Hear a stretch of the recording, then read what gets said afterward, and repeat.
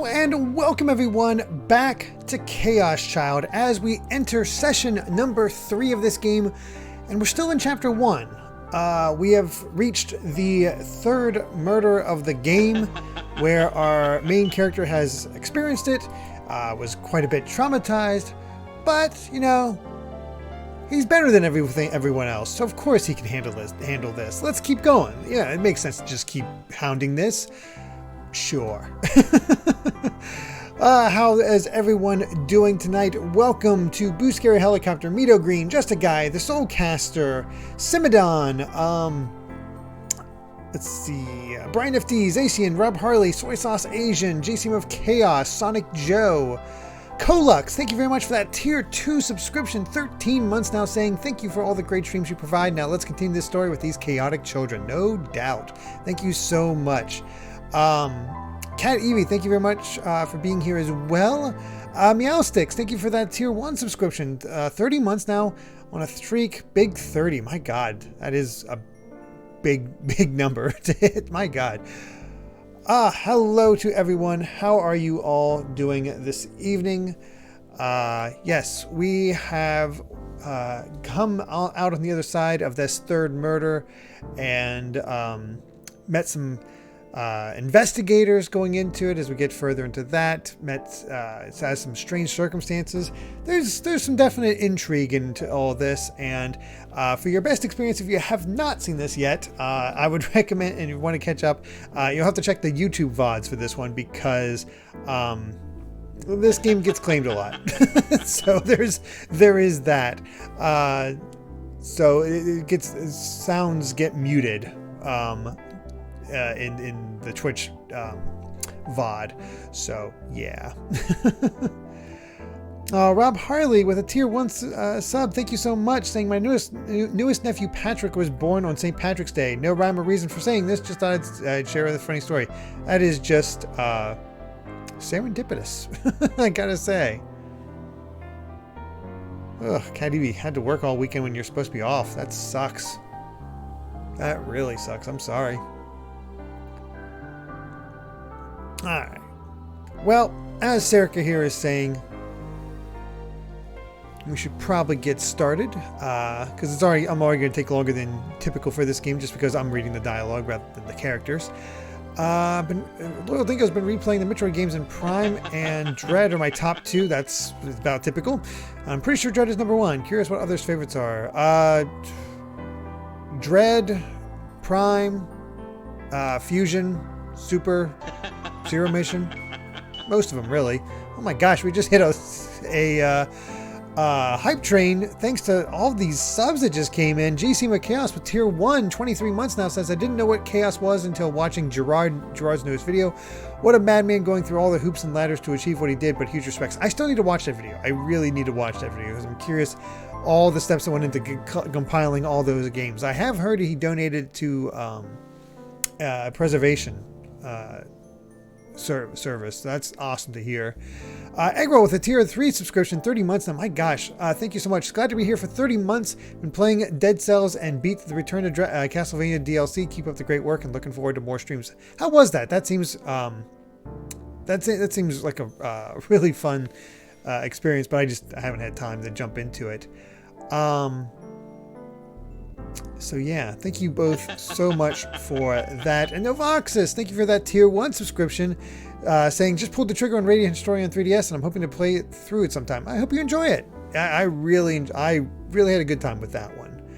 I saw somebody asking if, no, GTS was asking, I'm going to start streaming Wario World next. I've already started Wario World. That is our Monday streams. So I'll be back tomorrow night at 9 p.m. Eastern to continue through Wario World. Might even beat it that session. It's not a very long game, so we'll see how that all goes. So yeah. All right. Well, like I said, as Serica is stated, let's get started. Boo Scary Helicopter, that is, let's not get into that. That started up a whole discussion last time. Let's not get into that. It's also highly misleading from everything I hear, so no. All right, let's get started. It was a brand new map of Shibuya. We had put it up from scratch again, but now that I looked at it, maybe it wasn't such a bad thing. I'd made a huge discovery which could impact the whole case. This is the second form of interactivity. The mapping trigger system is very light on input, just picking the correct photo for the question. Okay, cool. It was a good idea to start over from the beginning. First, we'll assume that there's a connection between the dates when these incidents are happening and the incidents 6 years ago. In other words, we'll consider all 3 cases so far as part of a set. This is regardless of whether someone's behind all this or what they might be after. Yeah, that makes sense now that there have been 3 incidents. If we find out we're wrong, we can reconsider things then. Blah.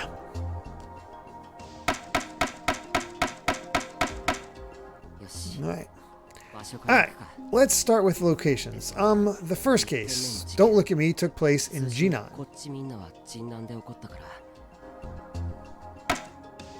Right there. So here's the picture of the body. Oh god, I don't remember which. Don't look at... Oh wait, Don't Look at Me. That was this guy. Oh, just a guy. Thank you very much for the 500 bits saying Chaos Train or Hype Child, take bits. Thank you very much for that. And wow, we are very close to a new... Sorry, just glanced over there. A new death. That's crazy. You guys are also just generous. Alright. So, Don't Look at Me. And here's the summary of the case.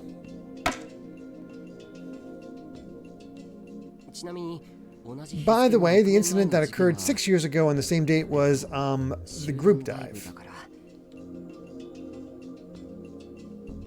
That sounds like this one. I'm assuming they'll tell me if I'm wrong. Set up the tea for the next death. That's so weird that you can't cheer right now, Cat Evie. And here's the summary of the case.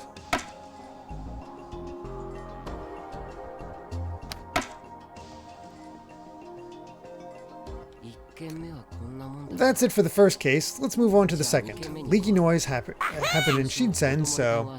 Yep. GCM of Chaos with 100 bits saying ever closer to death.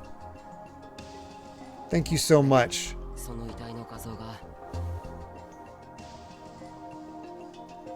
Right, here's our body.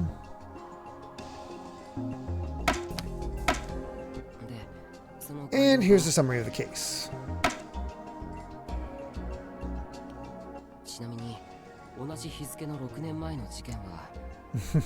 Yeah, it wouldn't definitely take much to get death at this point. By the way, the incident that occurred 6 years ago on the same date was the pregnant man, which I believe was this one. Eggroll, claiming death with a yoink and 100 bits. Thank you so much.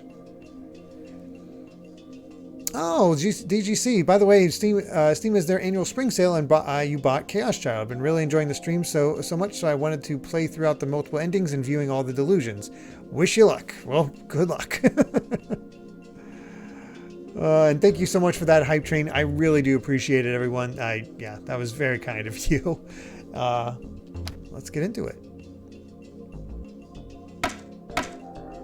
Always grateful that you all decide to re-up your subs and everything. So, yeah. And here's the summary of the case.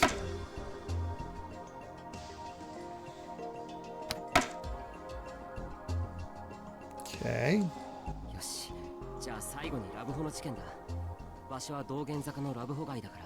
Okay, finally, the one that took place in the Love Hotel. That happened in the Love Hotel area in Dogenzaka, so...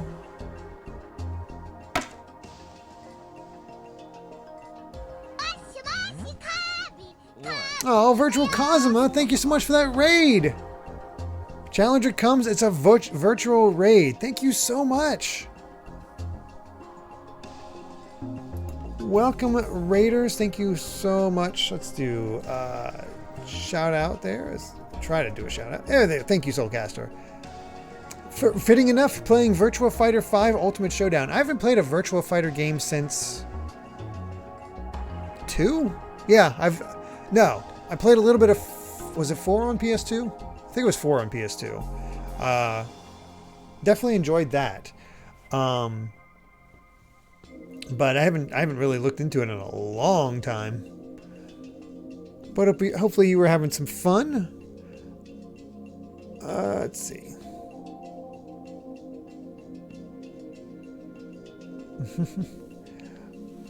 Oh man. Cat EV with 100 bits saying I can share on my phone for some reason, just not my tablet. Very odd. Very odd. But yeah, hopefully you all had some fun. Welcome to this stream. We're playing through a visual novel called Chaos Child, which is basically a murder mystery story. And they're not afraid to show those elements. So, yeah.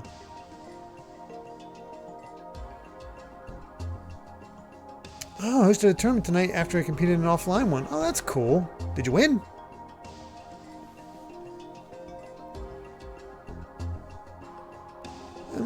Yeah, you sure? Oh no, did I get it wrong? Why not think about it again? You're right. Okay, so I did get something wrong. Oh crap, they really do make you do it all over. Don't look at me.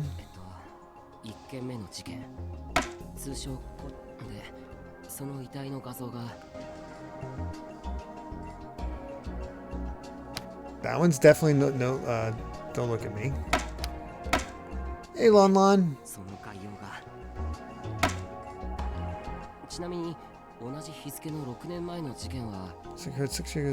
The group dive.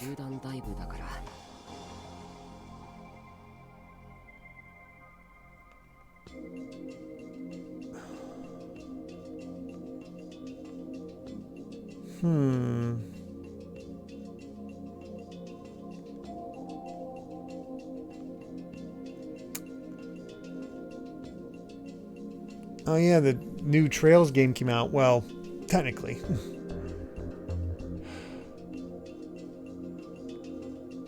Is this the group dive? Or is this the group dive?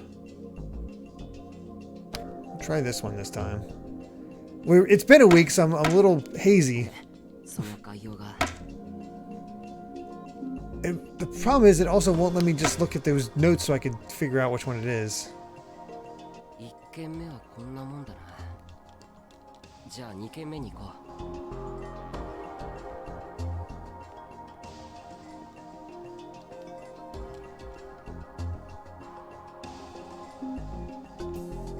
Pretty sure that's the problem.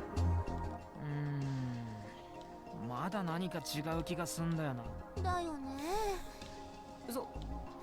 そうかもな。 Initial group dive choice was correct. よし。場所から行くか。Here's don't look at me. Group dive.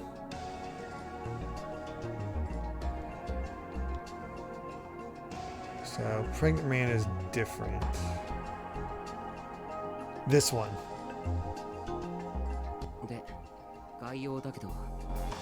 So about the summary. Okay, we got that.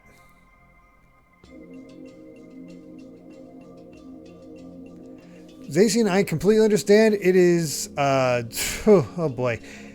It is there's so much coming out. My next game is definitely going to be Resident Evil 4 though. Vobras, thank you very much for that follow. Very much appreciated.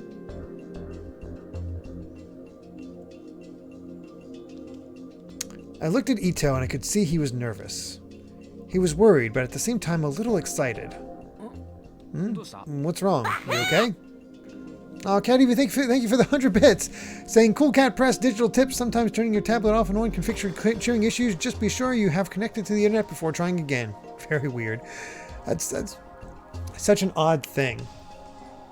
I just realized, I'll be right back. I just realized I got water, but I forgot to bring it over here, and I need water for this game, so I'll be right back.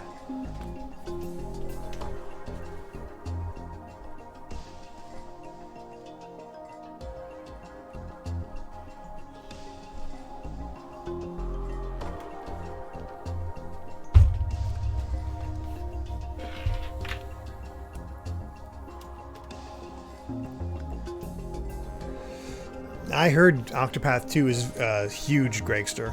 That's why I'm waiting on that one. I'm still playing through Xenoblade, so yeah. Alright, Justin's here. Yeah, first, can you show me what you put together? I want to know what the public knows about it. I saw the name they gave it. Oh, yeah, just give me a second. Ito got out his own Pokecom and started to fiddle with it. He linked to the printer over the network and printed out his files. Wait. You're not upping them to the server after all, are you? Of course not. I don't want to get punched. How do I get that skip thing off the screen? I told you, you're too scared of her. I skimmed the printout that Ito made for me. After all the cases we'd researched together, he knew how to summarize information into a single page like a pro. Oh, okay, R1 again. Thank you, soy sauce. Ito read from his own printout. The name was announced last night. The victim was Hironori Kakita, a 22-year-old resident of Shibuya. He had a part-time job at Koshin. Koshin? How can you not know about them? They're a huge successful venture capital firm. They'd been making a lot of money lately off the Shibuya reconstruction. Just like Shibuya News said, he was a male in his 20s. Nice. So you checked there? That was about the only thing I could do, Ito said as he nodded. Wait, she said he was in his 20s the night it happened. At that point, the only official announcement was that a man's body had been found. Jeez, where does she find this stuff? I couldn't agree more. How did Kay do her research? The cause of death was strangulation due to hanging. They decided it was a suicide after a romantic quarrel. Huh? A suicide? Over a fight with a lover? It was ruled to be a suicide? Yeah, that's what the cops said. The only other information they came out with was that he was pretty good at his job. He made a surprising amount off of a commission sales job.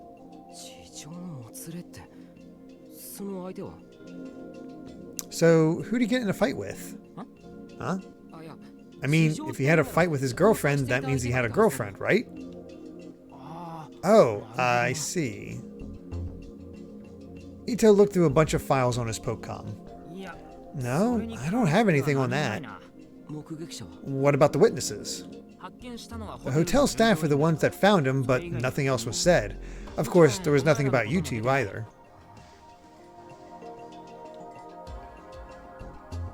What was going on? So they hadn't said anything about the other girl at the scene? Taku? Sarika was staring at me confused. She was probably thinking the same thing. I could understand why there wasn't any information about us. The police had said there wouldn't be, and to be honest, we were just gawkers. There was no real point in telling anyone we were there. But that girl clearly seemed to be involved in the case. If they said he got into a fight with his girlfriend, then it didn't make sense not to report the girl who was there. Was it because she was a minor? I wasn't sure, but she had looked young. She definitely wasn't older than 19. No, even then, they'd say something. Whenever there was a problem with someone dating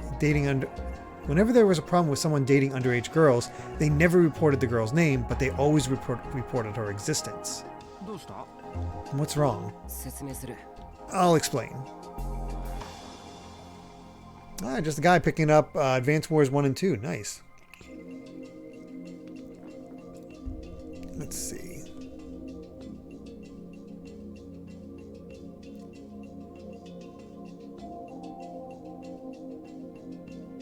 Okay. I'm just reading through the comments you guys are leaving.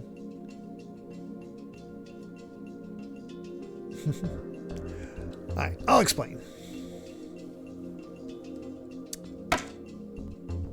I pinned up the information that Ito had given me.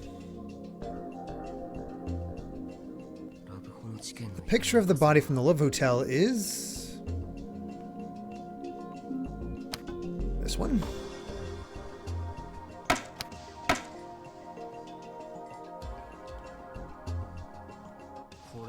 What's this? A picture I took at the Love Hotel. Huh? You took pictures? Ito almost jumped on me in shock. I nodded. More specifically, I took a frame from the video I recorded and printed it out. Onoe uploaded it to a private storage before the police could delete it. Seriously? Oh wow, that means that nobody has this but us. Ito put his face up to the picture in excitement. What? He hung himself sitting down? Is this a wire? He mumbled to himself as he stared at it, trying to memorize every last detail. What is this? What the hell happened here? As I listened to Ito speak excitedly, I looked towards Sarika. I wasn't sure why I was looking at her, but she nodded as if she understood. I nodded back. The police had told us not to tell anyone, but I didn't care. I slowly started to explain what had happened to Ito. How we'd made it into the hotel undetected. How the room we'd seen from outside was where we'd found the body. How we'd gone inside and found the police officer lying on the floor. How the body in the photo was sitting on a spinning bed and slowly rotating. And how there'd been another girl there, and how someone had tried to enter the room.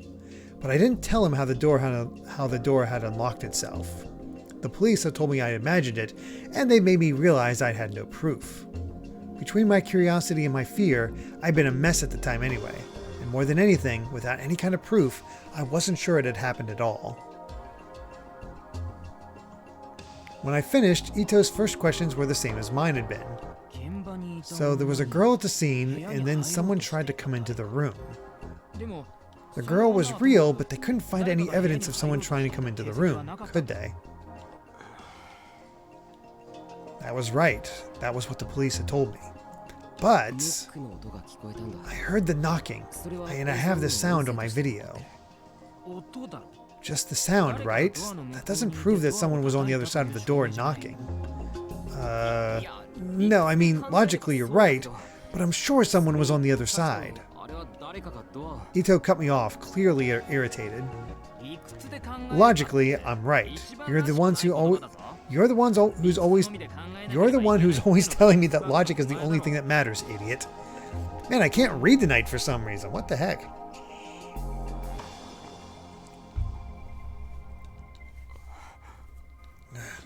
Don't call me an idiot. I just prefer to cover all my bases. Let's start with what we know for sure, right? Damn it. He could only say that because he hadn't heard it in person. That strange, eerie sound which hung in the depths of your ears and wouldn't let go. But that was true. I guess he's right, yeah. I hadn't seen for myself someone trying to enter the room. Maybe he took my silence as agreement. So, about this woman who was there. Oh, that's why you were asking about his girlfriend. She was more a girl than a woman. Huh? A girl? I think she was probably around my age, and I don't think she was older. She was the same age or a year or two younger, maybe? Maybe. I wasn't sure, but if Sarika said so, she was probably right. Sarika never had any evidence or proof of her for her statements, but she was often correct. But there was nothing about her in the news, was there? I looked back at Ito to check. Yeah, I checked everything from gossip magazines to the official newspaper announcements. I even took a look at the aggregator wiki. There was nothing like that. You see. Which means we'll have to look for her ourselves, I guess. I flipped through the remaining papers. Any other clues? There was something I noticed when I was going back through the footage. This one's nice and logical. I've got real proof after all. You're a petty little man, aren't you? Yes, he is. Say what you like. It was finally time to tell Ito what I'd found.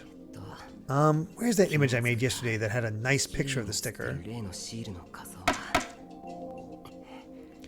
Do you know what this is? Ito looked at the picture for a moment, uncertain.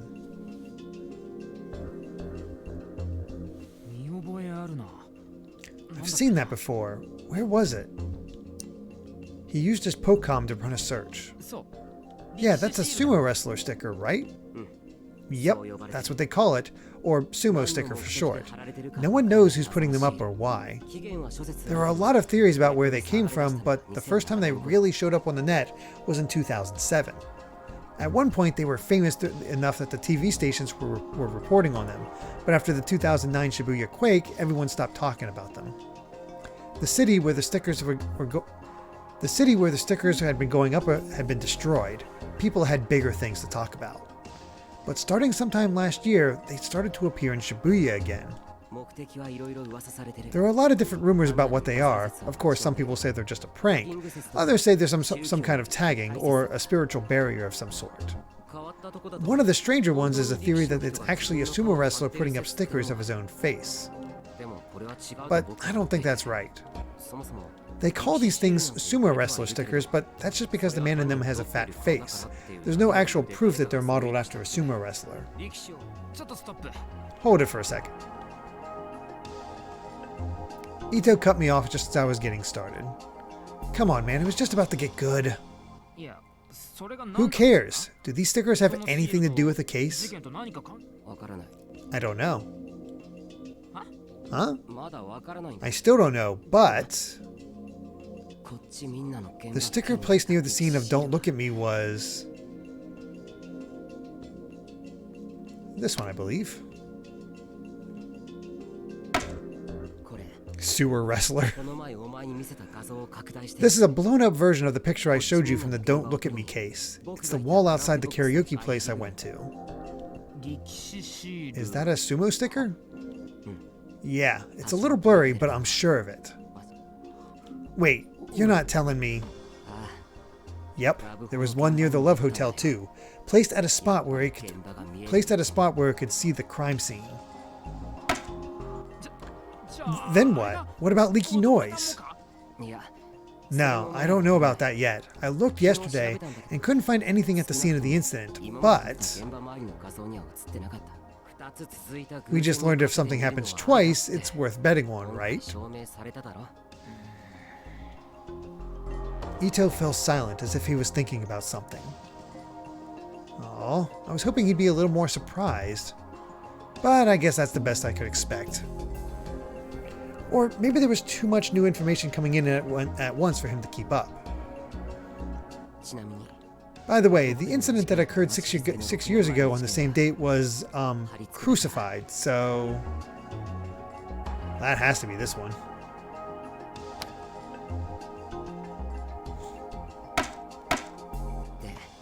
And here's the summary of the case.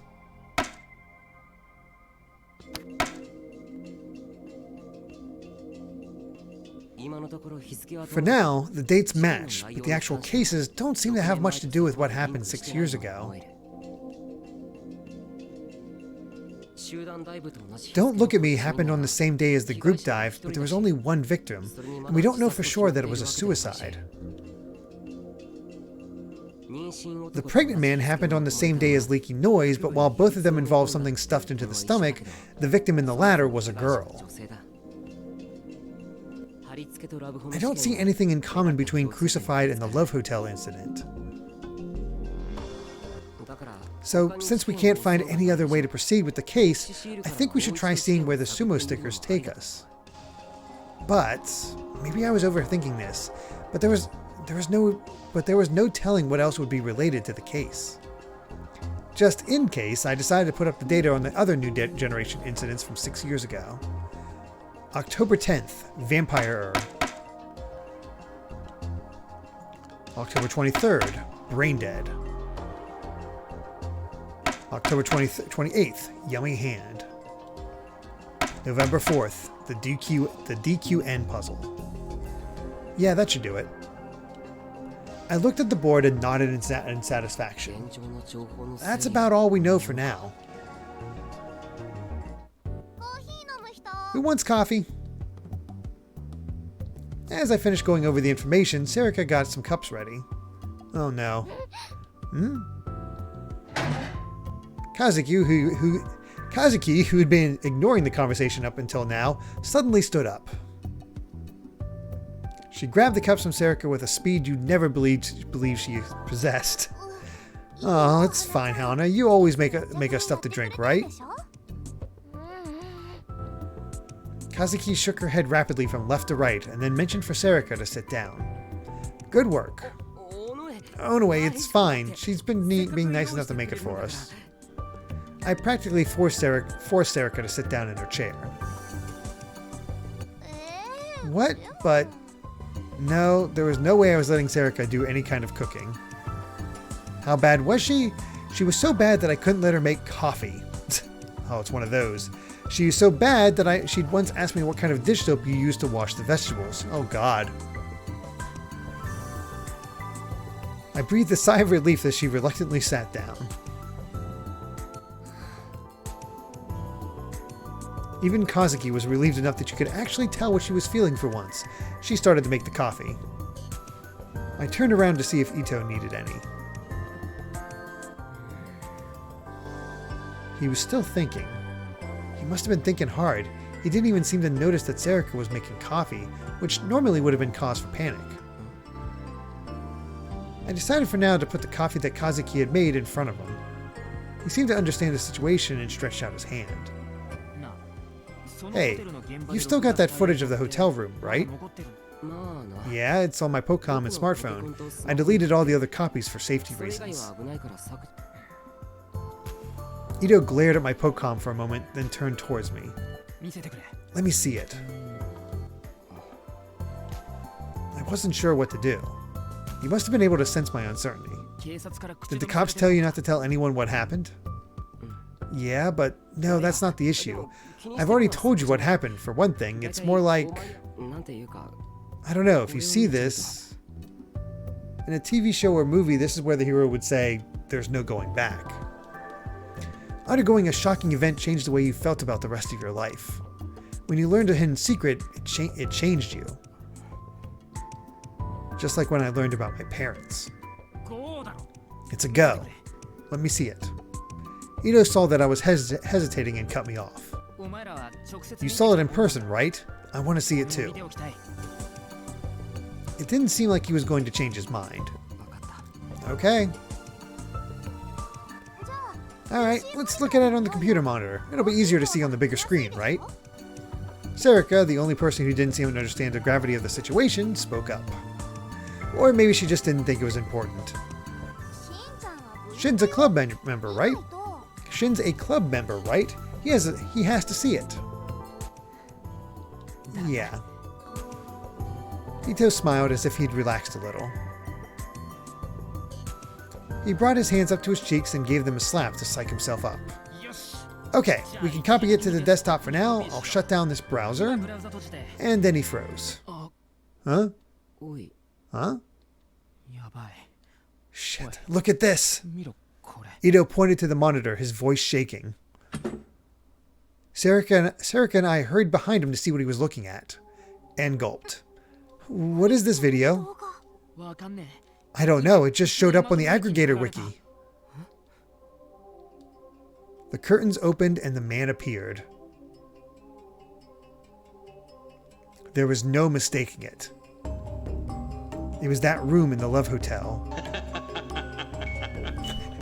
That's ominous when you have this visual up on the screen and then we have the Richter laughing. Smashman, thank you very much for the tier 2 subscription, saying for 30 months now, saying glad I could be here for so long. On an unrelated note, today I completed Pizza Tower 101% and got all the unlockable clothes in the game as well, which carry over to different save files. Haven't done everything there is to do in the game. I can safely say it's one of my all-time favorites. That's awesome. Congrats! I'm glad you found such a great game to play. That's awesome. It was that... The man must have been Kakita. I couldn't see her face, but was that the girl? It had to be. Her clothes matched what I remembered. That's a different angle, too. Hey, what the hell? Oh boy. Alright, be prepared, everyone. Or not. The bed spun around and the wire dug into Kakita's neck. There was no sound in the video, but I could hear the sound of the wire in the music box in my mind.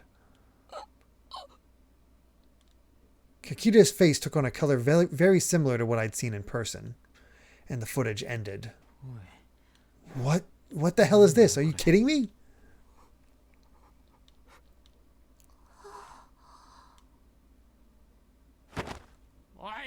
Hey, Miyashiro!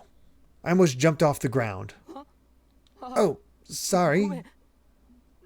What the hell is this? Did you make this video? Ito yelled at me hysterically. I quickly shook my head. Of course not. I was inside the room. Then what the hell is it? I don't know. How could I? Serika's hand suddenly stretched out. Hey, what are you doing? Stop. Calm down. Taku, Shin, no fighting. She grabbed us both by the cheek and pinched hard. Ow, ow, ow. That really hurts. Did you calm down? No more yelling? No more fighting? This is really painful. Please stop. Ito and I nodded, and Serika let go. Serika, best character. Still confirmed. Phew, what was that for? Because you two were yelling. But you can't just... Ito rubbed his cheek and gave Serika an angry glare. She must have grabbed him really hard because I could see a red mark forming on the shape of her hand. Did that mean I had one of those too? No fighting. You two looked like you were ready to... You two looked like you were about to start hitting each other, you know? Serika repeated. She didn't seem to think she had done anything wrong at all. No, maybe she hadn't. I am Groot. Kazuki gave Serika a thumbs up. Yup. Serika gave her a satisfied thumbs up in return. I didn't get it. You know, you're going to be the kind of mom who says hitting is wrong as she beats up her kid.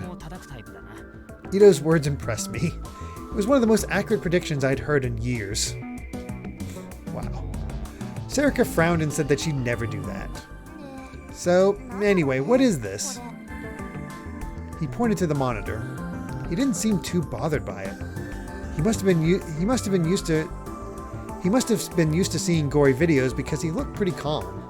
I rubbed my cheek as I looked on. This is being filmed from outside, right? It's definitely the room you were in. I nodded, a little uncertain. I'm pretty sure that the body was like that too. Shit, what is this? Hey, shouldn't we save that file? Yeah, you're right. There's no telling when it'll be deleted. That was enough to bring Ito back to his senses. He saved the file to the PC with a slightly more unsteady hand than usual. Kazuki was still playing her game, but the rest of us stared at the download bar as it filled up little by little. And when it finished, the file was saved. This wasn't just somebody playing a prank, right? Serika knew better than anyone else that it was no such thing, but she asked anyway. I nodded firmly. Hey, who took this? Wait, who posted it? Ito frowned. I'm no hacker. All we amateurs could figure out is at best the IP address, right? There's no way we could use that to track them down. You're right. Sometimes the media would say that the police used an IP address to track down the criminal's address, but strictly speaking, that wasn't quite right. Under some special circumstances, like a customer paying for a static address, it was possible, but most of the time you couldn't track down an individual PC from an IP address. And even if you could, the most you could track down was a PC, not a person. Several years ago, this had led to a very famous false arrest case. What the heck were we supposed to do now? I scratched my head, confused. Hey, while we're at it, let's look at the other one. Huh? The video you took at the Love Hotel. I already saw the last one. I don't think anything could bother me now. Ito sounded like he was having a hard time believing what he'd seen was real. He'd already copied the file off the Pocom and gone to open it. He probably was just overwhelmed. I know that was how I'd been. I don't know, I feel like Ito's handling this a lot better. I took it up close, so it's pretty brutal. I gave him a warning, and he responded with a firm nod. He clicked on the file.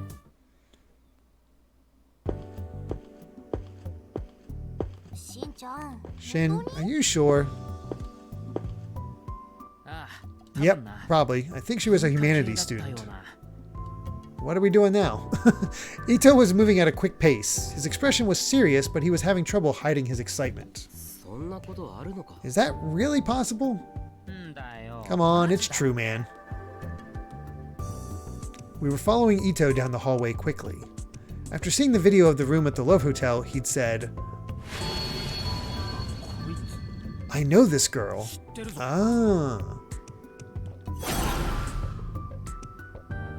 He'd said that he knew the girl who'd been in the room with us. That couldn't be true. Sarek and I had insisted he was mistaken, but Ito wouldn't listen. Oh, that's absolutely what's going on, Soy Sauce. You can feel Takaru trying to push, trying to place himself ahead as I was scared by this. This was terrifying. You couldn't possibly handle it. I saw her at a club leaders meeting, I think. Even if he was right, the club leaders meeting was where all the leaders of the school clubs and teams got together. If she was there, did that mean she was a leader in some club? I asked Ito, but he just smirked a little.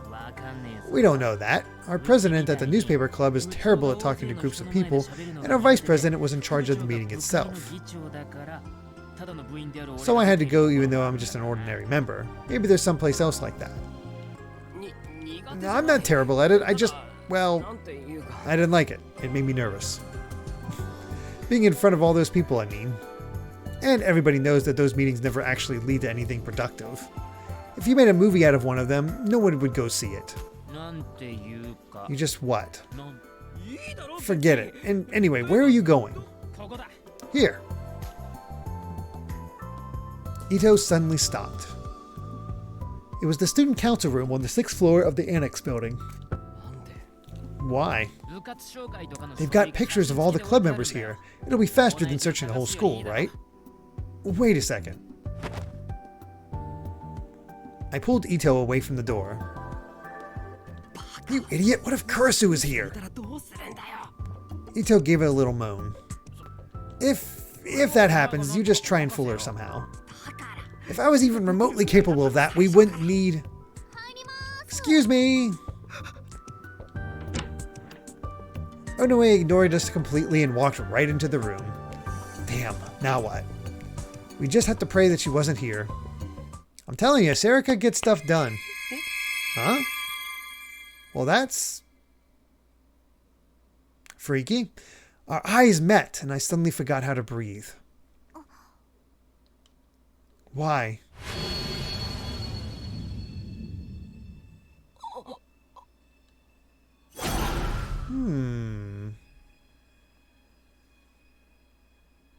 It was that girl. Oh, it's time for a choice. We going positive or negative?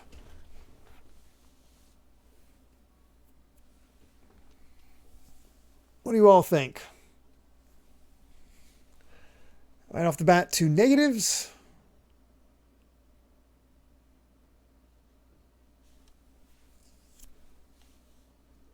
Definitely more negatives right now. Oh. Got 4 negatives to 3 positives. Give it just a little bit more time.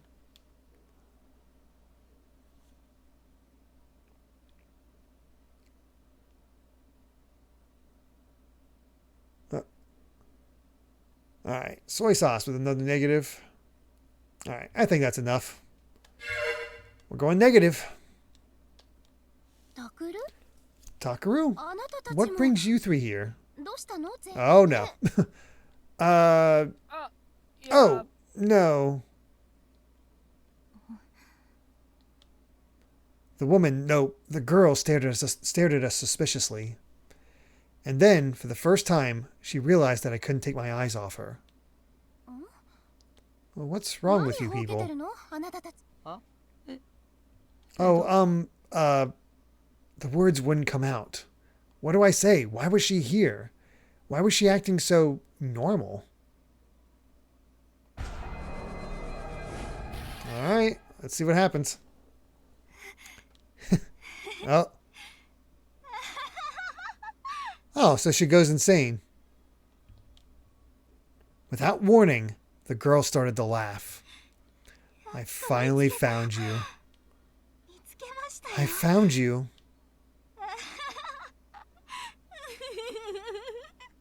Oh boy. Everyone froze. Even Kurisu seemed uncertain of what to do as she stared at the girl. The girl jammed her hand inside her pocket. And she took out a butterfly knife.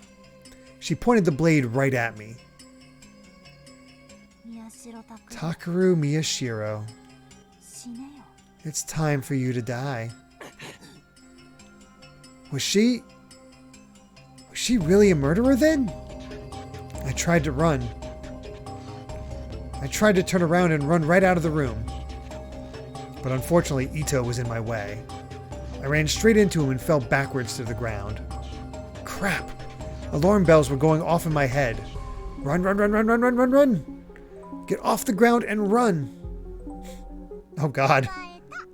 Gotcha! I felt something cold up against my neck. Jeez. Then came the pain. I felt strangely detached and indifferent as I watched the blood spurt out of my own neck. Probably because it was just a delusion.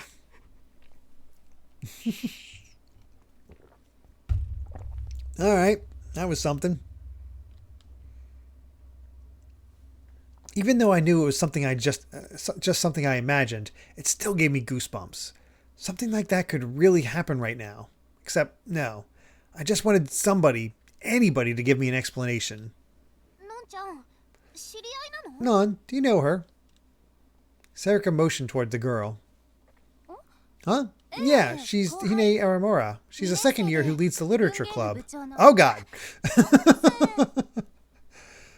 Okay. Whatever we do, don't let anybody get Doki Doki, or else we will go down that negative path. Oh, hello. The girl bowed to us. Are you friends of Kurisu's? Yes, that's Shinji Ito and Sarika Onoe. He's in third year and she's a second year. They're both in the newspaper club. And that's Takaru Miyashiro, the club president. My little brother and a boy who doesn't know his place. Kurisu's eyes narrowed as she glared at me. He's your brother? But your last name's... From an orphanage, you see. Ah, she has the tooth. Huh? So you're siblings, but not actually related, huh? Sounds kind of naughty, doesn't it? Please don't act like this is some kind of novel. But still, doesn't it seem kind of naughty? She asked with a wink. What? Why? What are you doing here? I wiped my sweaty hands on my pants and tried to ignore my pounding heart. What are you doing?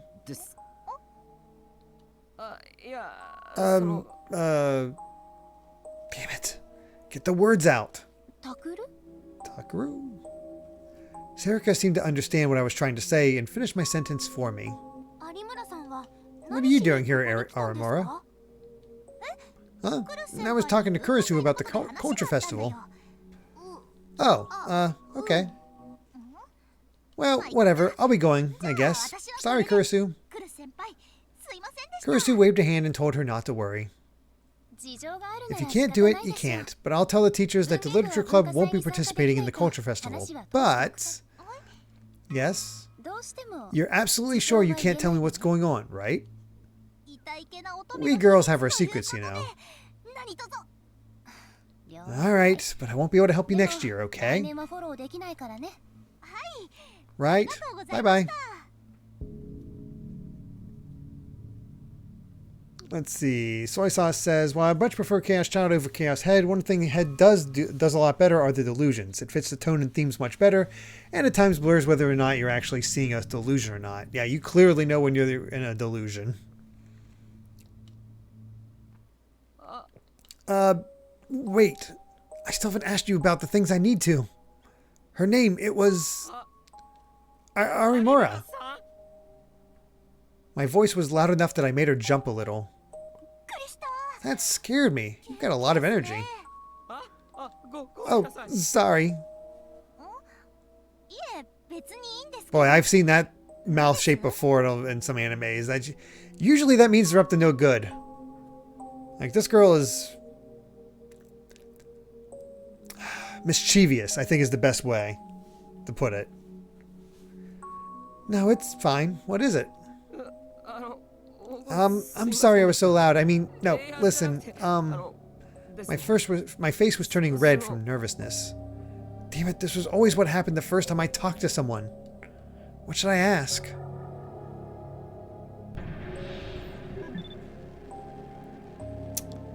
Well, another delusion. In the hotel. Alright.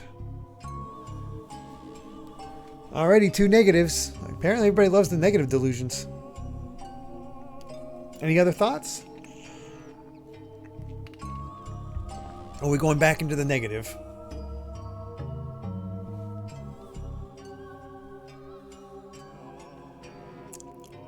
Eggroll and GCM saying positive this time to mix it up. 2 more negatives, 2 more positive. We are dead even. Rusty is saying positive. Amy just chipped in with positive.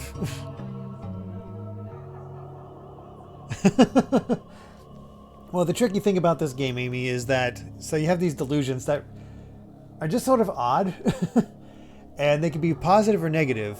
Positive is mostly good, but sometimes gets into the fan service aspect. Negative is weird and sometimes and often ends in murder or something horror related.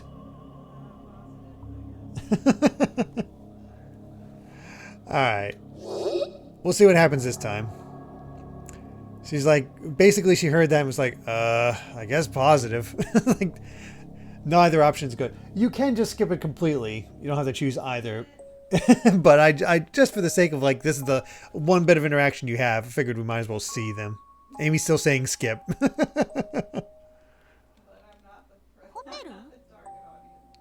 No, you are not the target audience in any way, shape, or form of this game. The hotel? What were you doing in that hotel? A moment. It felt like her body moved for just a moment. Arimura? I could see Kurisu frown in the corner of my eye. She was looking at me. Her expression hadn't changed, but for some reason, it felt like she was looking me over. Soy Sauce was saying, Amy with the base take. And they're the one who requested this, requested this game. She says that makes her happy, Soy Sauce. And then she smiled. Do you want to know? Well, just as I spoke, she leaned over and whispered in my ear. Then why don't we go together next time? Of course. Huh? What? What did she say? It's a secret between me and Miyashiro. Well, that was short. I considered that as a possibility, but quickly abandoned it. Like, that was... I couldn't imagine her doing something like that after what I'd seen at the hotel. Something much worse was going on there. An awkward silence ensued as we waited for her to answer. So you were the Hekiho student who came into that room. Her tone of voice was perfectly normal. I love the eyes widening of Nono back in the background. There was no surprise or anger, just a flat, level tone. But somehow, that struck me as much worse. Can you say that aloud for me? Were you the one who went into that room? What? That's right. I see. I couldn't tell if she cared or not. So what were you doing in that hotel? I heard the door I heard the door opened on its own, and that's how you got in? Is that true? Huh? The door? The door opened on its own? She knew about that? I nodded. Can you say that aloud? Huh? It's true. It opened from the inside. I see. And then she seemed to be looking me over again. What was going on here? I feel like she's wired or something. Arimura, is there something? Anyway, goodbye.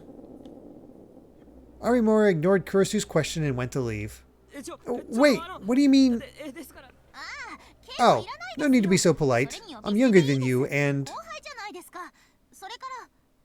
Oh god. You're going to be killed, Takaru Miyashiro. Well, that's ominous. Those were her last words before she left the room. She didn't seem at all surprised that I had questioned her, but I froze solid. We put this on Hachiko? What the heck?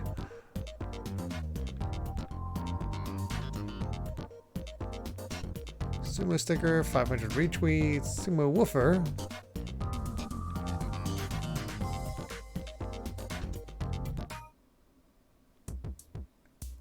October 2nd, 2015, Friday.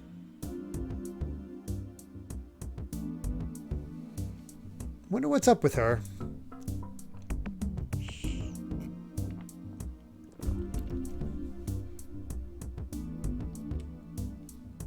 Oh, I pushed B. I'm like, what's going on? B apparently hides the text.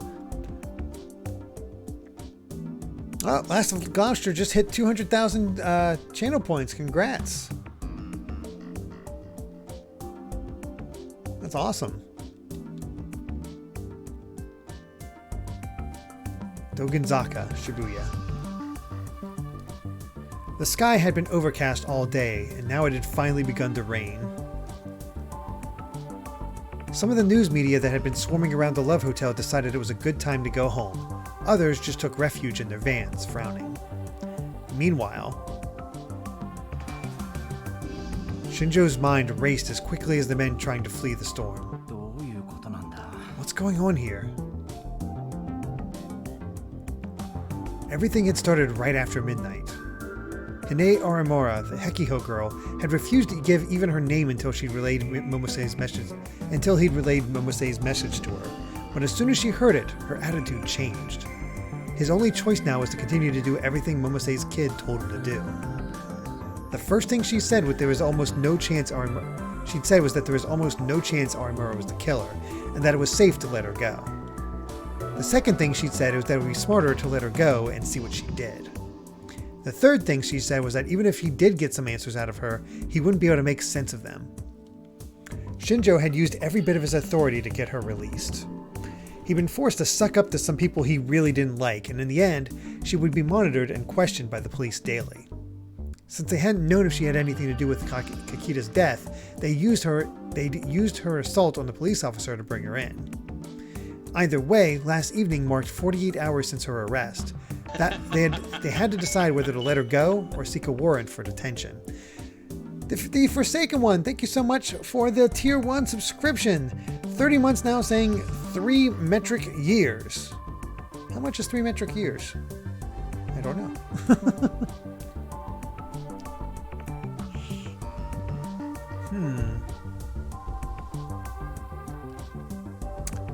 They hadn't found any physical evidence connecting her to Kakita's murder, and Arimura herself said, "I don't remember anything."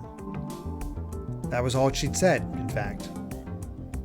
Provisional release at this point felt like a bit of a stretch of his authority, but it was a sensible decision. Oh, it's just a joke because it's 3 times 10 months. Oh, okay. Clever math joke. If anything here wasn't sensible. Oh, Resty McTen, thank you for the Tier 2 subscription. 30 months of fun. I'm glad you're enjoying yourself. Really am. If anything here wasn't sensible, it was the fact that he was doing everything Momose's acquaintance asked of him. Who is this acquaintance? I want to meet them. didn't have a plan to follow. This was the first time that had happened, he thought. He only managed to be successful at his age around what Momose called the hardheads in Section 1 was that he knew how to be flexible. He only managed to be whatever. The reason that many police officers could be stubborn and hard-headed was that most of the time, that was how you solved the case. Shinjo understood that the rules they clung to so fiercely, both written and unwritten, were the product of valuable experience. But he also understood that the unorthodox methods his senior detective friend had taught him were a weapon in their own right. Even if the higher-ups didn't like him using them, they'd brought him success. One good example was the time the profilers had told them that the person behind a string of assaults was a man in his 20s who never left his house. He'd found out that the culprit was actually a runaway girl in her late teens who lived in a net cafe. He'd matched the internet logs that Section 1 had gathered with the data held by the Social Safety Section, a group that was notoriously on notoriously bad terms with Section 1. Alright, what we got there? Crimes involving minors, particularly drug crimes and cybercrimes like illegal computer access. Okay. But yeah, definitely glad to have both you and Forsaken One here, Rusty McTin. Thank you. In the end, he'd cracked the case by logging onto an online game and tracking down several of its players, including the girl behind the attacks. Shinjo was, if nothing else, confident that he was capable of not letting preconceptions keep him from making the best choice. But this time, not only did he not know what was the best choice, he didn't even know if the choices he was making were good or bad. This is ending up just like Momose said it would. If he couldn't change things fast, he might end up taken off the case. He looked at his watch and realized something. The man he was waiting for wasn't here. It had cost him quite a bit to get permission to show him the crime scene, and he was over 30 minutes late. Momose said there was no way I could miss him. He didn't know what he looked like, but there was no way the officer standing guard outside could miss him. Hey, wait, you! He heard a loud voice in the hallway. Shinjo decided that before he let him into the scene, he'd give him a lecture about his tardiness.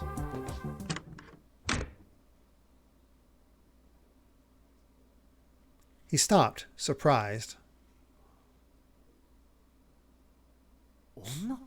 A girl?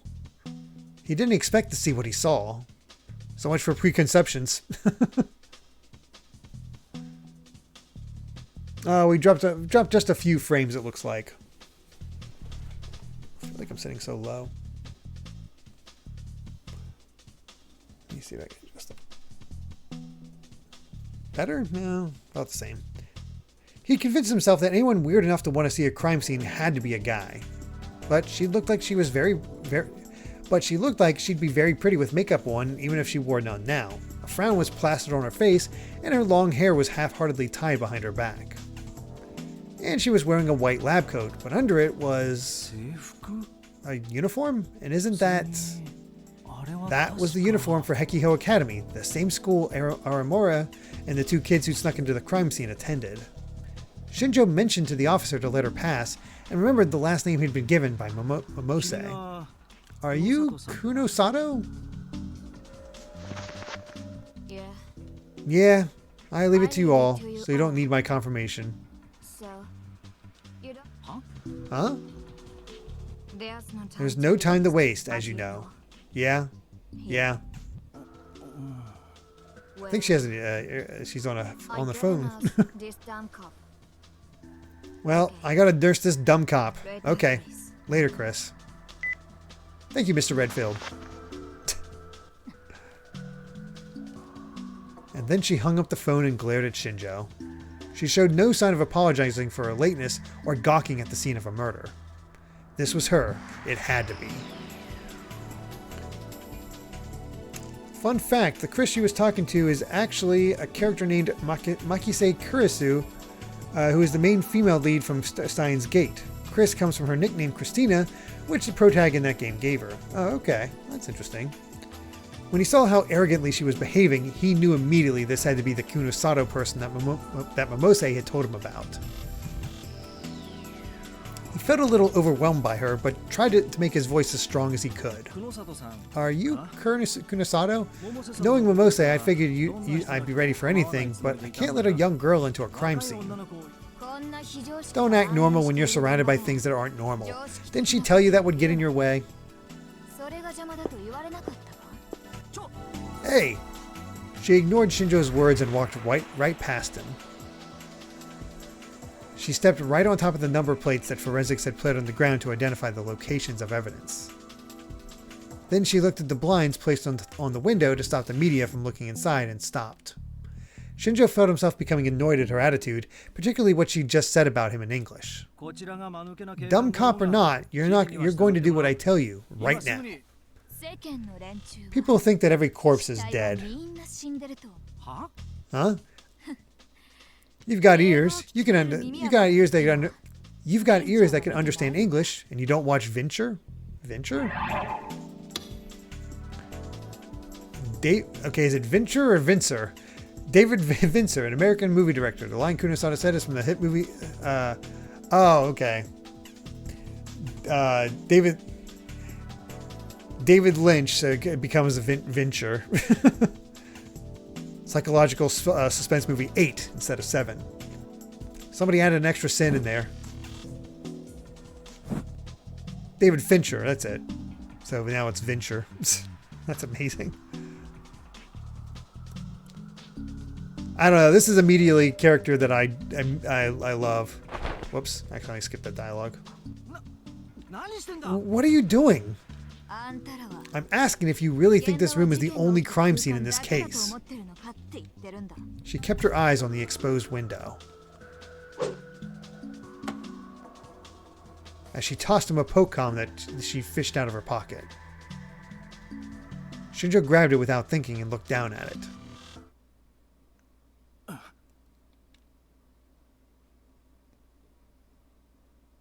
There it is again.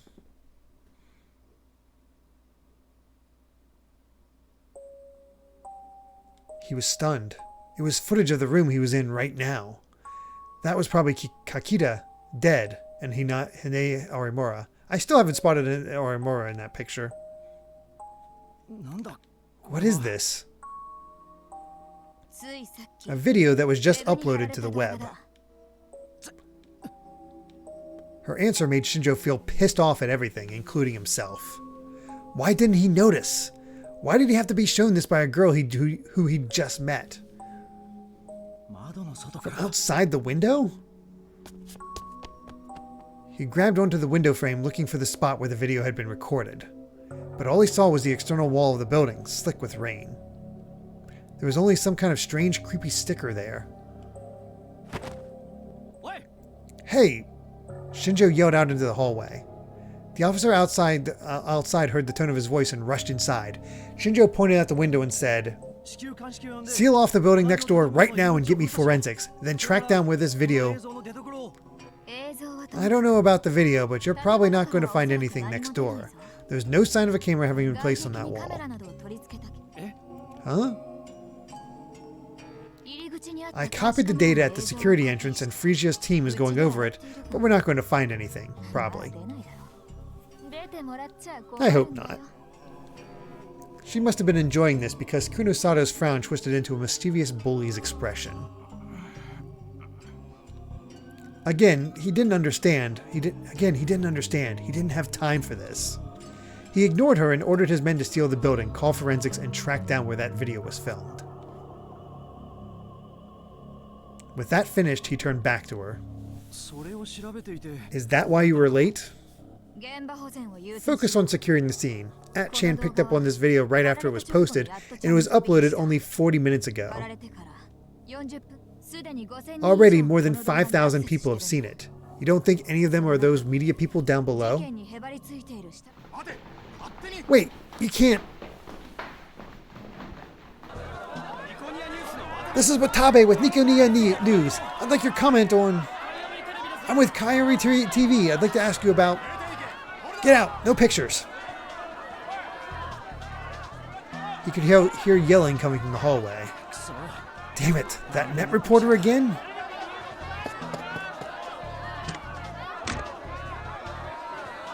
Shinjo ran out into the hallway. We keep... Yeah, we're dropping a few frames here and there, but nothing major. At least it's not consistent. So that's nice, at least. Shinjo ran out into the hallway, infuriated.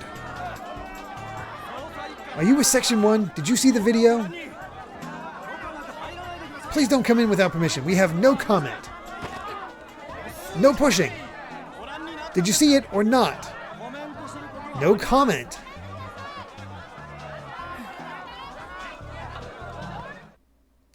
Kunosato was still looking outside the window as she listened to the commotion in the hallway.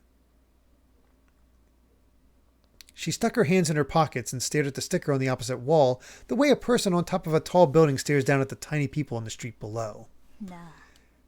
Hey, how does it feel? The sticker pictured two ugly, overlapping faces. The rain made it look like they were crying. If there was any witness, it's you, right? Kunosato smirked like a fighter facing down a worthy opponent.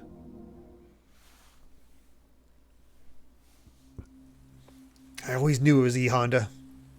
October 2nd, 2015, Friday. Time passed, and it was almost now midnight. Under a bridge in Shibuya,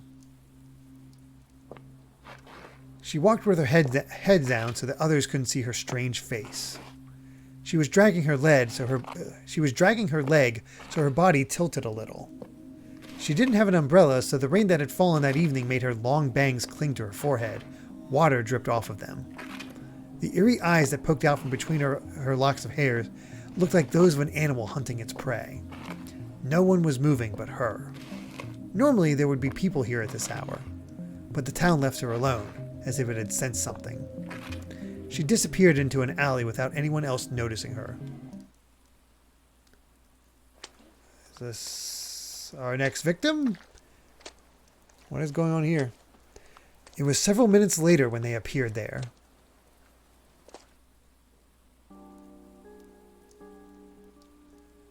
The heck? Isn't that the waitress girl? A girl less than 10 years old and an old woman well over 70. I did not think that was a woman. The old woman might have been blind because she carried a stick and had her hand on the girl's shoulder. And the little girl was carrying something far too big for her tiny frame. Neither of them were carrying umbrellas and both were soaking wet. They walked at a slow pace. Perhaps they knew the path well, or perhaps they simply didn't care because they paid no attention to anything around them. And then, for the first time, the little girl saw something and stopped. The old woman stopped as well. The only sound in the alley was the sound of the rain. The girl stood there for a full minute. Eventually, she turned her head and led the old woman away. All that was left was the rain.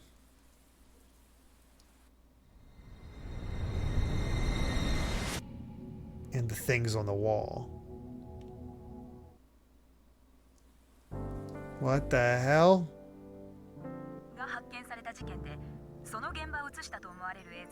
So were they the ones that posted that, or they just happened to find it? A video of the scene has been passed around on the internet. The footage in question shows the body of a man who committed suicide in a love hotel.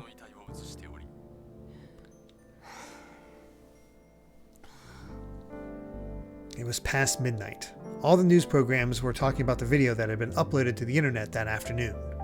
Since there was a dead body in the video, none of the programs were actually playing it, but the newscasters had all described it. It was as if they were telling people to watch the rest on the web. Which means that people who are just hearing about this now will be looking at the internet, huh? Amy's trying to play her game one. Yeah. That's okay. Just Here. have another charger. I got. Use that. Thank you.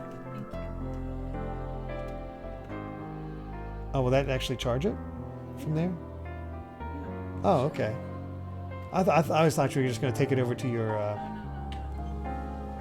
Is it actually charging? look at the top right. Yeah, we're good. Okay, we're good.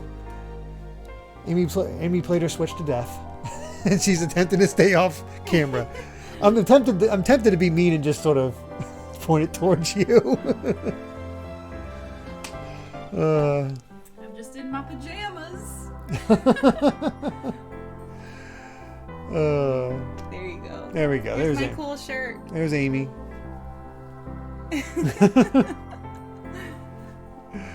Oh, goodness. I'm curious what you think as I'm reading all this. Oh, I haven't been paying attention. That's probably for the best. I heard some things about blood coming out of your neck, and I was like, I'm out. Eggroll knows, or Amy racking up those hours in Sky. Exactly. I just went through the end. So, I got credits on Sky. She's addicted. I'll take another drink.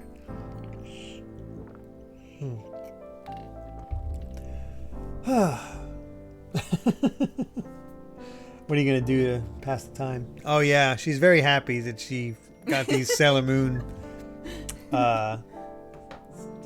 decals. Yeah. Here's my Switch. Yeah, she has to show this off. This is my beautiful Switch, the back of it,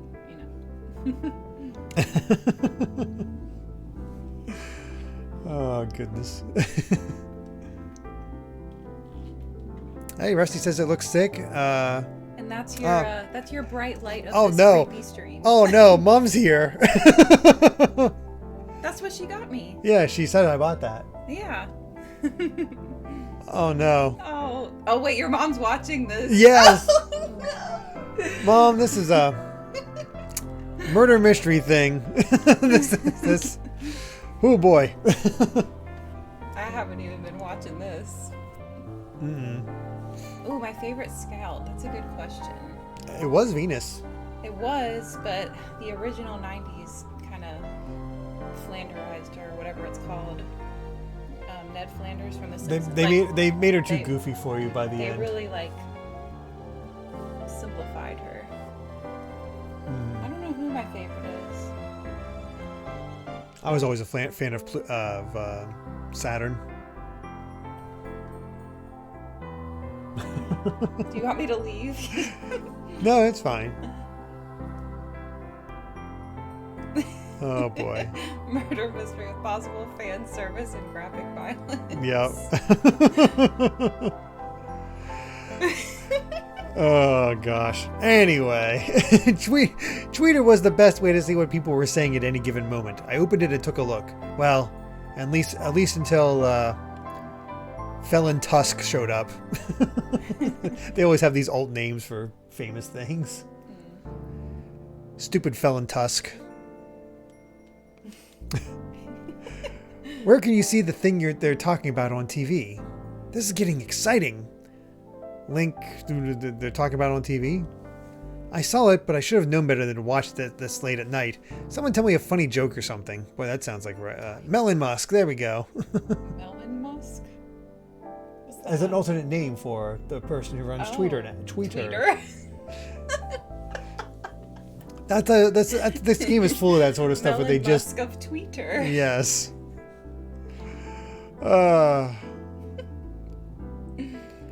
Whenever I searched for a keyword related to the case, I found tons of tweets about the video and the news broadcast. The address of any page or aggregator site hosting the video was getting retweeted at an incredible rate. Of course, this was nothing new. 8chan had already been in festival mode since the video had been first posted that evening.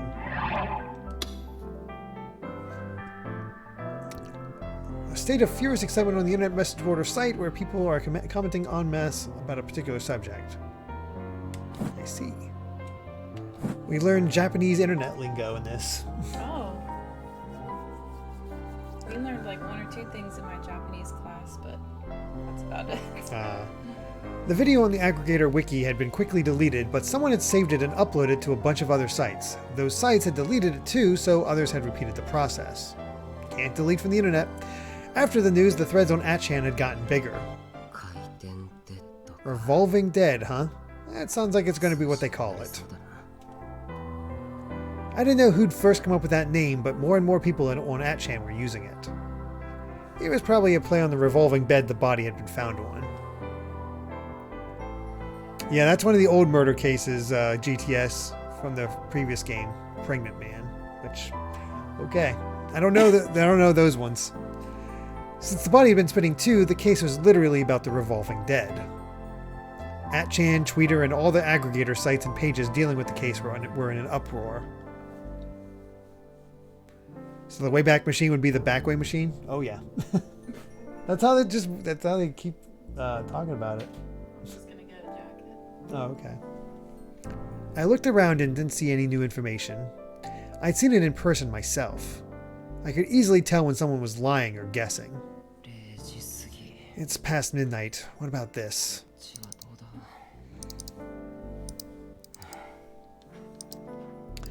There were no big updates on Shibuya News either. The top of the page was about the uploaded video, but it was basically just a rehash of existing information. I thought with all this fuss she'd be putting on a web radio broadcast, but maybe she was busy. There was nothing about the sumo stickers or Arimura, which made sense, I guess. Even Kei wasn't psychic. Only we and the police knew about Arimura, and only we knew about the stickers. The sumo stickers. Damn it. I've been planning on checking to see if there was a sticker around the scene of leaking noise today. You're going to be killed, Takaru Miyashiro. I couldn't get the words she whispered out of my head. In the end, it had started raining, and I'd gone with Ito's plan of trying to get more information about the video and learn more about Arimura. I hadn't made much progress with either. Oh really? The localization isn't consistent? It's Tweeter here, but it's actually called Twippo in the other entry. I don't know why, I kind of like Twippo better. Or Twippo. Of course it had surprised me that Kurisu hadn't said anything. What did she mean, I'm going to be killed? I'm pretty sure she means you're going to be killed. The question came back to me again for the 100th time, and I still had no answer. What was she warning me about? Why had she told me I was going to be killed? Had I pissed her off somehow? No, it felt more like she was talking about someone else killing me. Then maybe it didn't matter if she hated me or not. And the timing didn't make sense either. We weren't talking about anything weird, we were just talking about the case. Was she telling me that if I kept looking into this, I would be killed? But that didn't make sense either. The police had ruled the death at the Love Hotel a suicide. It was a strange way to kill yourself, sure, and after seeing it, I couldn't believe it was just a simple suicide. But did that mean Kakita had been murdered after all? Murdered by whoever had tried to come into the room? But the police had told me I'd been mistaken, and Ito had told me I couldn't prove it logically. Damn it. It was no good. It didn't make any sense. I was going to be killed? Had I crossed some line? Oh, Shellshock, thank you for the raid! Are you ready for some new challengers? Because the Shell Squad is here. What were you guys playing? How's it going? Let's see. Talk shows and podcasts. Okay. I like how they highlight the raiders now. That's a nice new detail. Talking about Metroid for 2.5 hours? What about it? Just the Prime Remaster or just in general? Because holy cow. I mean, I'm not saying it's not impossible because, you know, it's a fantastic series. Everything. Oh yeah, you could easily get 2 hours for that. Easily. There's still some gaps in my Metroid playthrough. I've played basically all the main stuff, but I've never played the original. Never played Pinball. Never played Hunters. I think I got everything else. Yeah, I got everything else. So those are my gaps.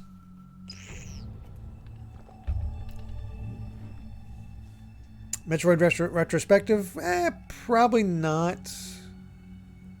Not anytime soon. I have other plans. I mean, yeah, Zero Mission just basically takes over. But if you want to see the original, there you go.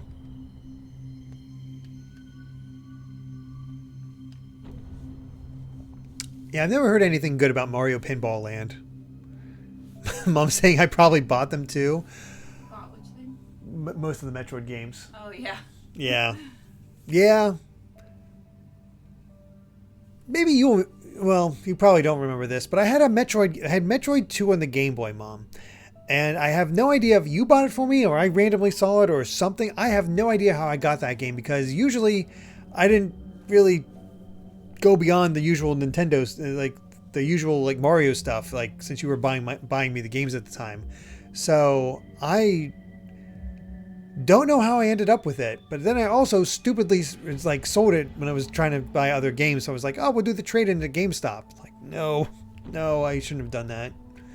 That was one of the that and Marvel vs. Capcom 2 were the two big ones. That I was like, why did I sell those? That was so dumb. Why would, like, because you wanted to play it again or because they were valuable or for... Both. Oh. It was one of those cases, especially in the case of MVC2 for PS2 is what I had as well, Shell Shock. I played it, but didn't quite understand it at the time. Didn't realize what I had. It just looked cool to me. Just didn't have enough knowledge of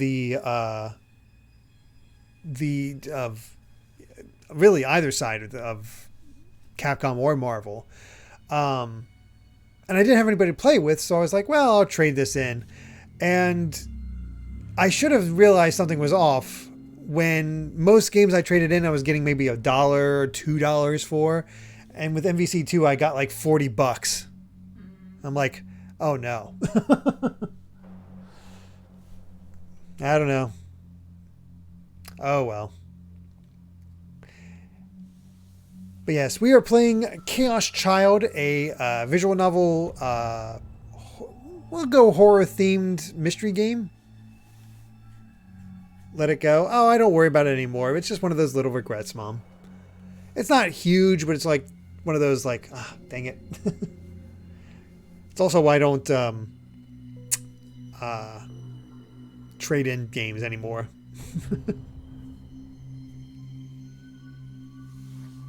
Oh no, here is live. Trade in, your brother sold your Sly trilogy on the PS2 just to get a sports game. Ugh. God, those sports games do not hold value. In the slightest. It depends. Most of, like the Mario sports game. Well, yeah, the Mario sports games does, but I'm talking likely like Madden or NHL. Yeah. Oh, SSX, you sold SSX Tricky and Soul Calibur 2. Fortunately, I still have those. I'm thankful for that. I think I still have SSX Tricky. Castle Kingdom Hearts Shade of Memories and Do Not Regret. Yeah, I know. Oh shoot, did I sell SSX too? Oh my god, did I? What's that one? It's the snowboarding game. Oh, really? Oh, I love that game. Why the hell did I sell it? Ugh. I guess I did too. That sucks. It's better, at least, than what happened to me, where someone stole our entire Nintendo 64 collection. Oh yeah, you had everybody steal yours. Yeah. My sister, like, it got stolen when she was in college, the whole thing. That sucks.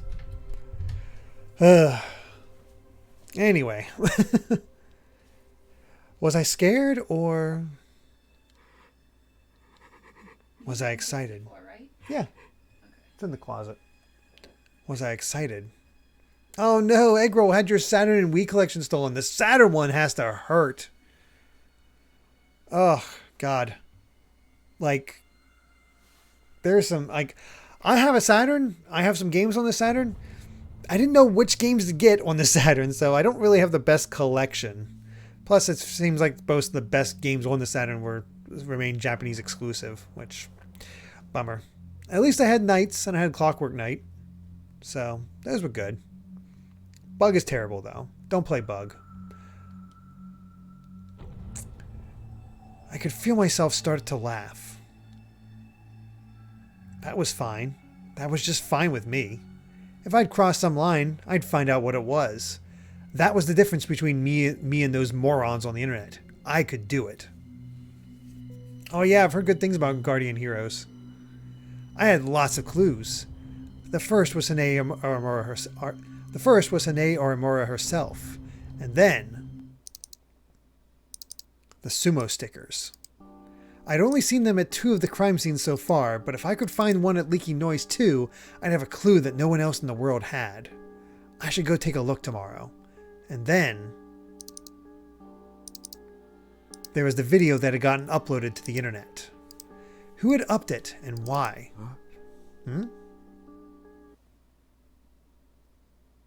Oh man, still have Dragon Force and Outward Odyssey. Nice. Oh no, Christmas Nights. Oh, I apparently realized something.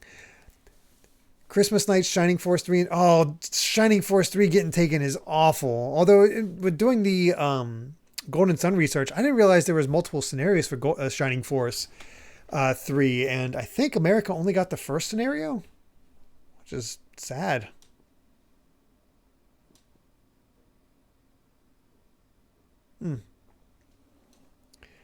I played the video one more time, then realized something. Wait a second. Why?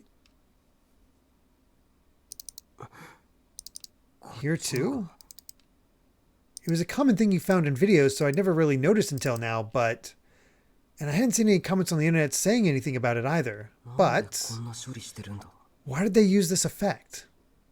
There was something weird at the start and the end of the video. It was on screen for less than a second, but at the start the image appeared from bottom to top. And then at the end. It went black from top to bottom. You didn't notice that, dude? It was like super obvious. And Gregster at 222 channel points. Congrats. Let's see.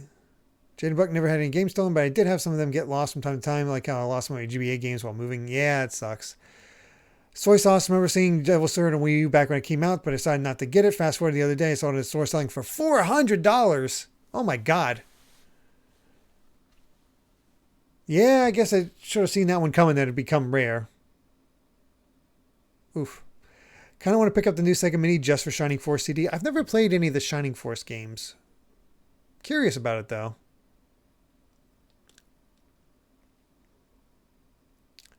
These weren't particularly unusual effects.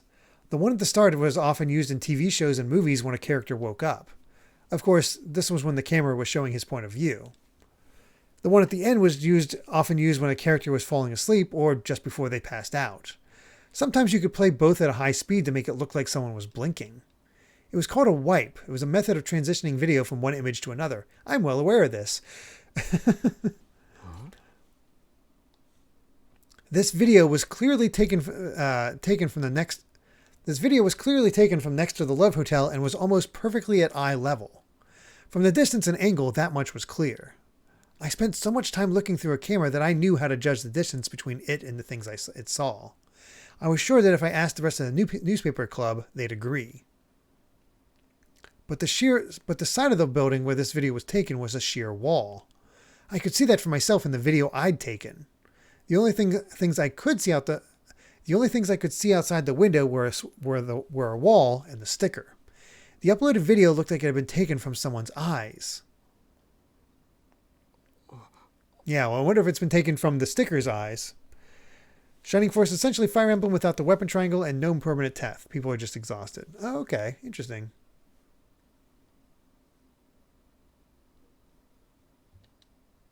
Suddenly, a dumb idea occurred to me. I looked at the picture of the sticker on the wall that I'd printed out.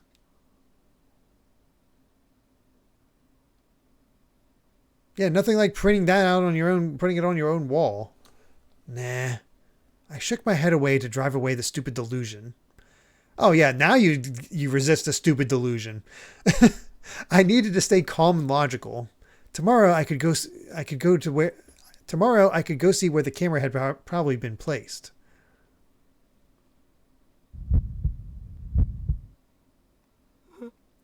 Oof.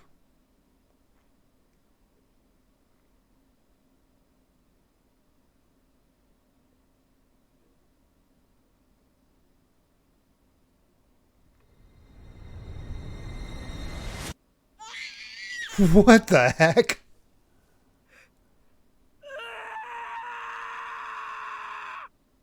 All right.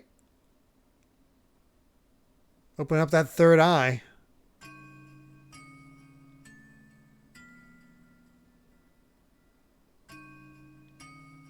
Apologize for being late. The test images spreading through Shibuya as expected. Continue to monitor the situation. Yes, and the target. No issue. There is no sign they know my identity. I'm close enough to kill Takaru Miyashiro at any time. The hell? Hey, Chapter 2. Rikishi sticker. Huh. We reached Chapter 2. Did we get a request for Shining Force? I'm going to take a look at that real quick. I'm actually quite curious.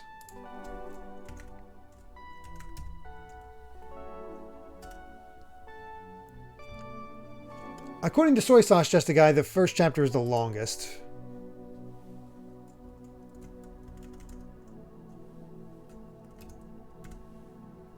Nope, no Shining Force. I didn't think so.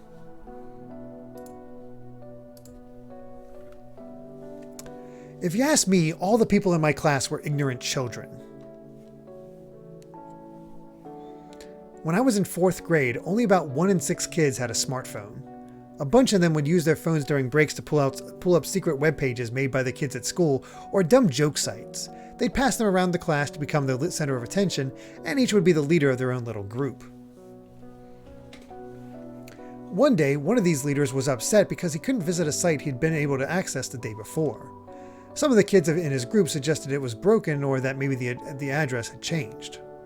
I told him, it's internet filtering. Your parents contacted the cell phone company to limit your online access. The leader looked stunned for a moment, but then he yelled at me for not to make stuff up. The rest of the group joined in. I knew I was right. I wasn't making anything up. I didn't understand why they were all yelling.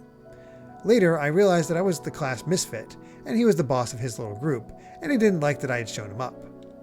I only went to school once in a while, but when I did, something like that always happened. I was sick of it. I wanted to show the rest of the class I was better than they were. I wanted to shock all those wrong-siders. When I snuck inside, I found a place filled with true darkness, unlike any I'd ever experienced. Eggroll saying, Shining Force 2 is your first RPG, still love playing it. Shining Force CD is the best because it's a whole trilogy in one game remastered from the Game Gear. Oh, okay, cool. When I snuck inside, I found a place filled with true darkness. Yeah, I can hear a gasp behind me. You okay? Oh, Serica. Serica didn't answer. She just clung to me as if seeking to escape the darkness from around us. Should we go home? Serica quickly shook her head. It's okay. We still haven't found any clues about Amy, and... well, Amy was the one on the phone. What the heck? Bless you. Thank you. I don't want to be in that house. You too, right, Taku?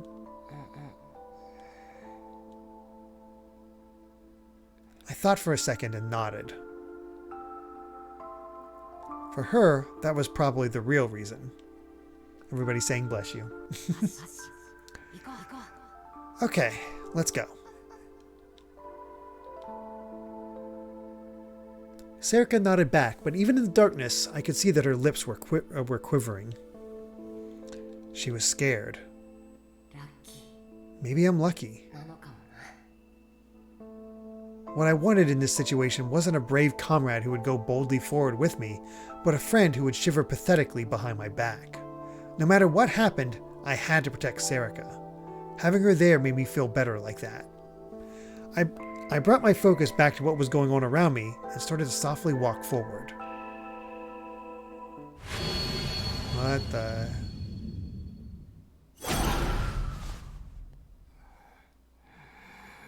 Okay.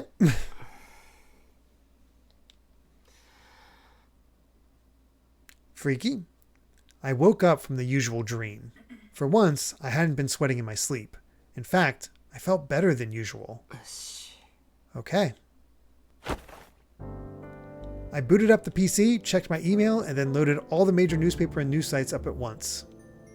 It was how I usually started my morning. I felt extremely alert. Oh, congrats on the shiny Sprigatito, Stephen Turquoise.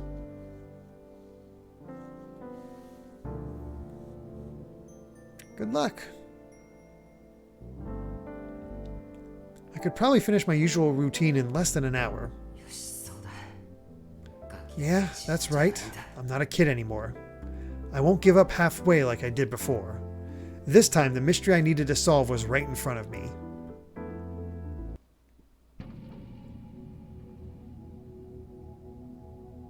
Have you ever seen this sticker? On a streetlight? On an abandoned phone booth?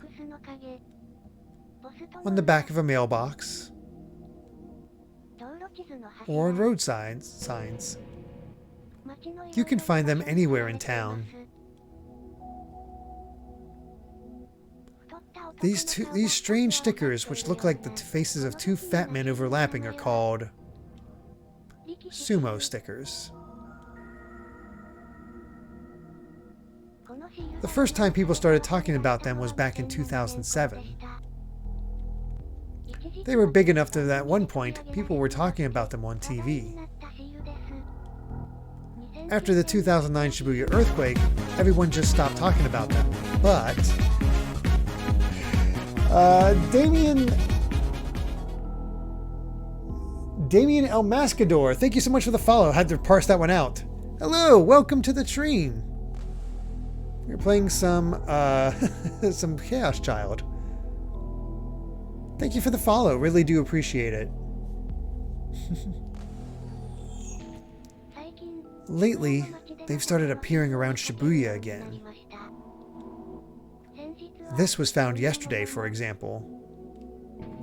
Oh, you know the game, but you haven't finished it. Oh, okay. At first, these stickers may appear to have been put up at random, but they actually all have something in common. This, and this. These three stickers were found near the sites of the bizarre deaths that the whole city's been talking about.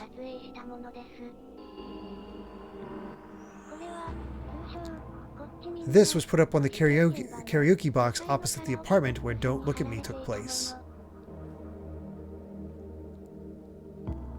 This was put up on a streetlight near Leaky Noise.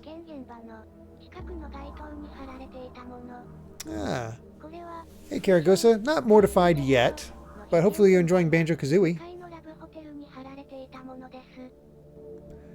This was put up on the Love Hotel opposite the scene of Revolving Dead. That's right, all of these were placed near the scenes of the deaths.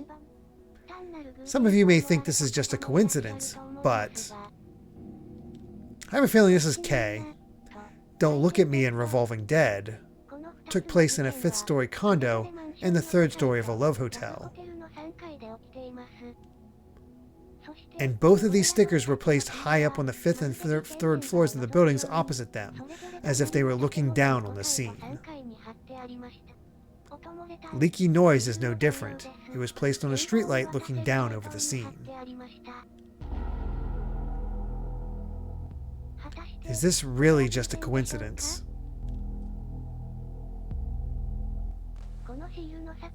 Who created these stickers? What the? Capcom just put out a chibi anime promo video for Resident Evil 4 Remake? The heck?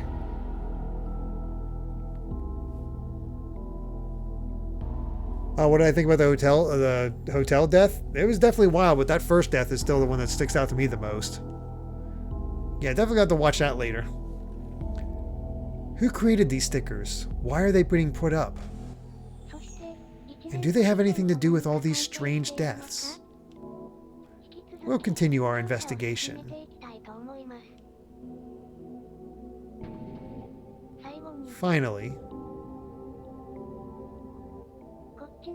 Don't Look at Me took place on September 7th. Leaky Noise took place on September 19th. Revolving Dead took place on September 29th. Have you all noticed that these 3 incidents took place on the same dates as the first 3 New Generation Madness killings 6 years ago? If the sumo stickers have something to do with what's going on in Shibuya right now, then maybe they have something to do with what happened 6 years ago.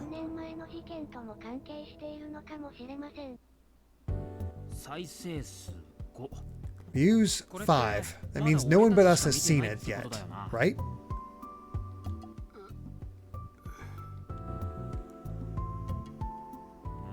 Well, we haven't had it up for more than 24 hours, but...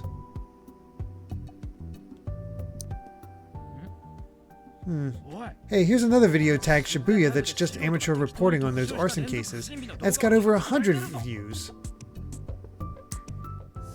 Wait, this video is just a compilation of some rumors off the occult board, and it's got over 3,000. If you live in Shibuya, the ghosts of the people who died in the earthquake will possess you and give you strange powers. This really got 3,000 views? Hey, are you listening? Yeah. I don't feel well. I tried my hardest to avoid looking at it directly, but screwed up. Do these stickers creep you out that much? They're really creepy. YouTube algorithm moment, right?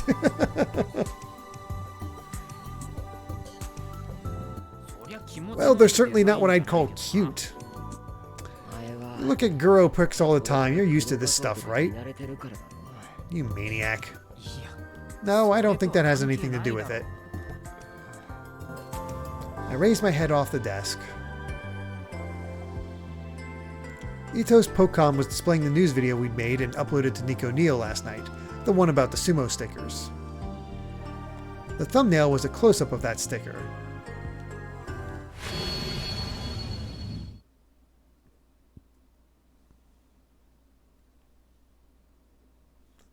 We're about to be an eyewitness again.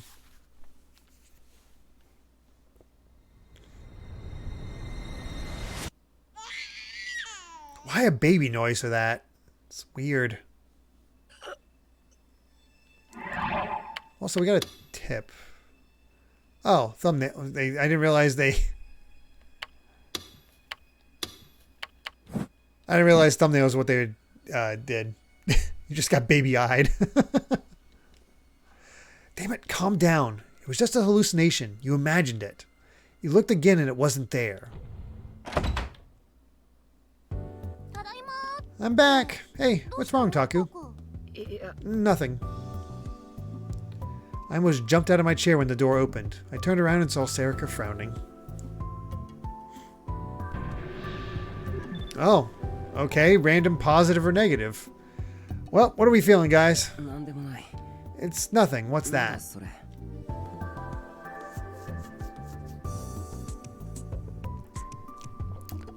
Positive, negative, negative.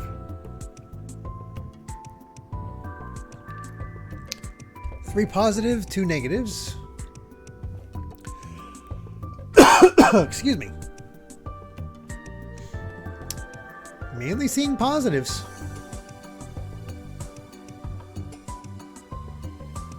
All right.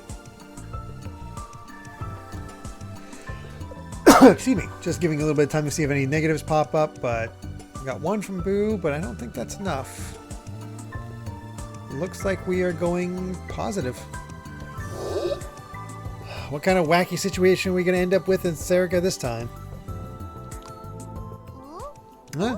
Food. You're the one who told me to go buy it. She was right. I'd spent all of lunchtime going around the school taking video of the preparations for the fair, so I could have this time to use as I pleased. I'd missed lunch. What a pain. Here you go, Shin. A ham sandwich and milk coffee. Oh, thank you. Cool, thanks. Taku gets a calorie block and a mountain view. Calorie block. Wow, that sounds appetizing. I don't know why you'd get... I don't know why you don't get tired of this stuff. Stop hassling me about it. This is the most effective way to get a balanced diet. Oh boy, what's this gonna be? I imagine the negative would be like he chokes on it and dies. Yakisoba, salmon rice balls, cream bread, a chocolate cornet, a bean jam bun, and a grapefruit for me. You've got the world's most inefficient metabolism. You're a girl, right? I am, yes. Why? Don't make that "why are you asking" face at me. Sarika grabbed the cream bread off the massive pile of food in front of her. Wow, I'm hungry. Let's eat. Gotta have that itadakimasu. She chomped down on the bread. Oh, they mean Calorie Mate, which is very popular in Japan per MGS3. I forgot about Calorie Mates. She focused only on devouring her meal and ignored what everyone around her might be thinking. Was she really a girl? Dude, what the hell? I always worried a little watching her. She should think a little more about how she looked to others. Wow. She chomped down so hard on the cream and... Oh no. She chomped down so hard that the cream inside the bread flew out and stuck to the edge of her lip. Oh no. I got cream on my mouth. Ito's demeanor suddenly changed. Oh, it's all sticky. Oh my god. You people asked for this. I love all the bras in the chat. What kind of bread are they feeding the people here? Instead of wiping it away, she kept eating her bread. With every bite she took, her lips got dirtier and dirtier. Oh my god. But it's so good. Strangely, I found myself unable to look away. Why was I staring at her mouth like this? Come to think of it, I'd never really stared at someone's mouth when they were eating, especially a girl's. Oh, this dude is such a sad sack.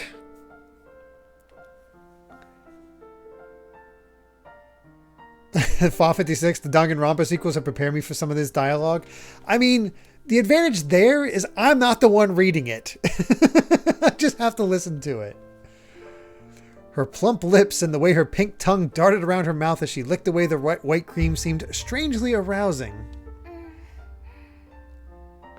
Used to be like him in high school. I mean, it's probably common in high school, but you know, me being 30, over 30, well over 30. Hey,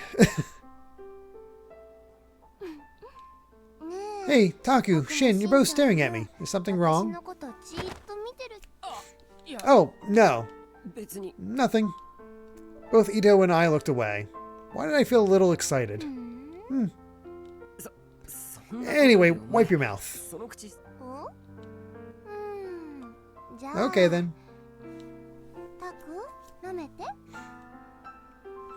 Really? I'm not reading that.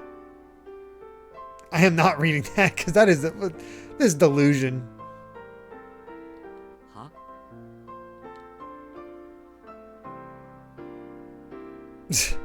Sarika grinned a little and then walked right in front of me and brought her head close.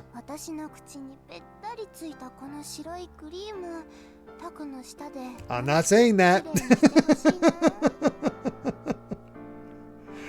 Oh my god.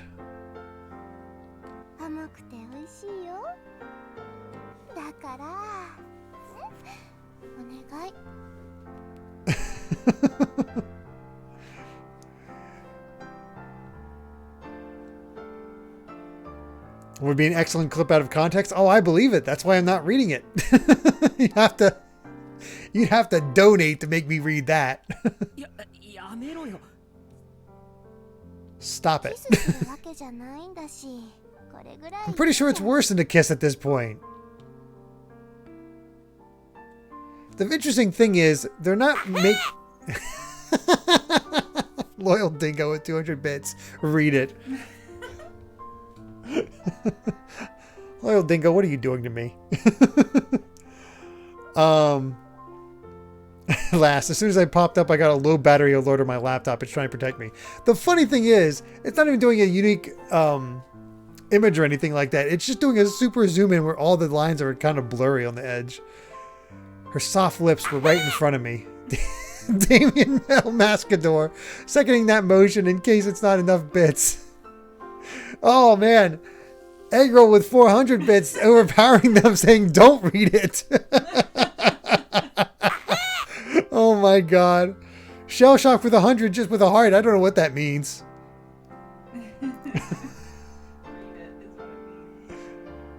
We got a bidding war whether I read this dialogue or not. Just 100 bits. Well, thank you, Shell Shock. Oh my god. Oh, goodness. That's funny. You call it a biting war, a bitting war. Oh, a bitting war. Nice. The channel just discovered a new stream of revenue. Oh my god. They smelled like cream. She said it wasn't a kiss, but... Exactly. So...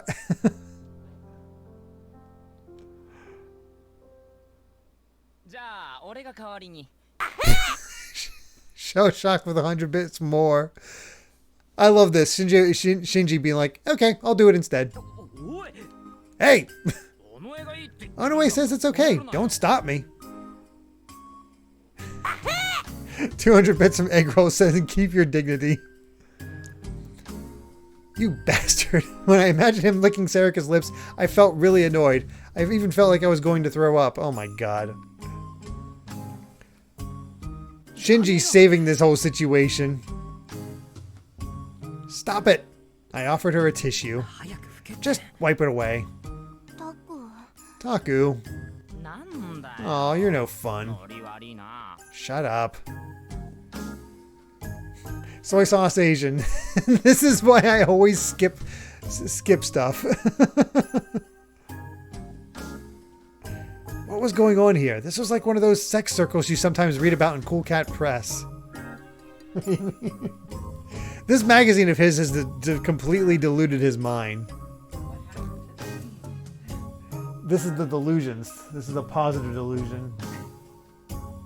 Positive delusions mean fan service, apparently. This wasn't the Hekiho Academy newspaper club. Wait. Taku, I'm sorry. Did that really bother you? Then...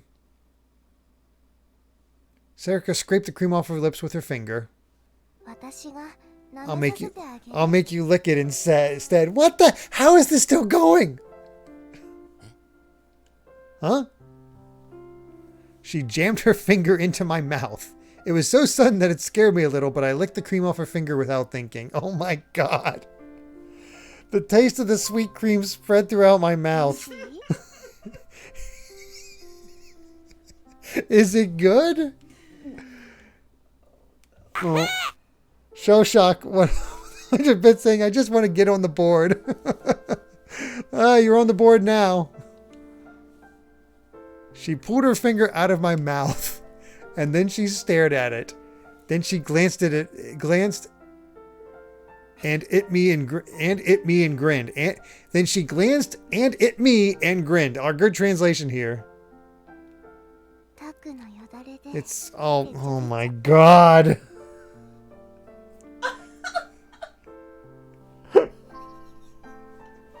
I gotta show you. Why? No. It's your face is fantastic. Soy sauce. I can confirm after seeing this delusion for the first time that the negative delusion is way better. That one has become an infamous meme in the series. Really?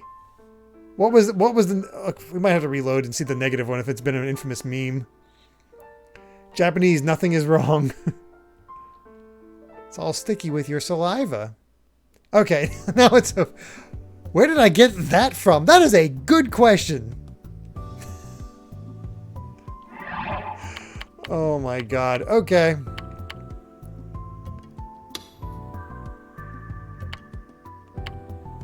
I feel like we gotta... see the other one. It's this one up here, top here, right? If it's a meme one, it's typically shorter. Oh my god. Well, that was something. なんでもいい。なんだ。ご飯だよ。おい、ちょっと待て。 Alright. Hey, wait a second. Ito suddenly became very upset. He slammed his hands down on the table and stood up. This isn't a ham sandwich. It's a tuna sandwich. Huh? Really? お前ふざけんなよ。 What? 頼む時ちゃんとハムサンドって言ったよな。 What is with this? This.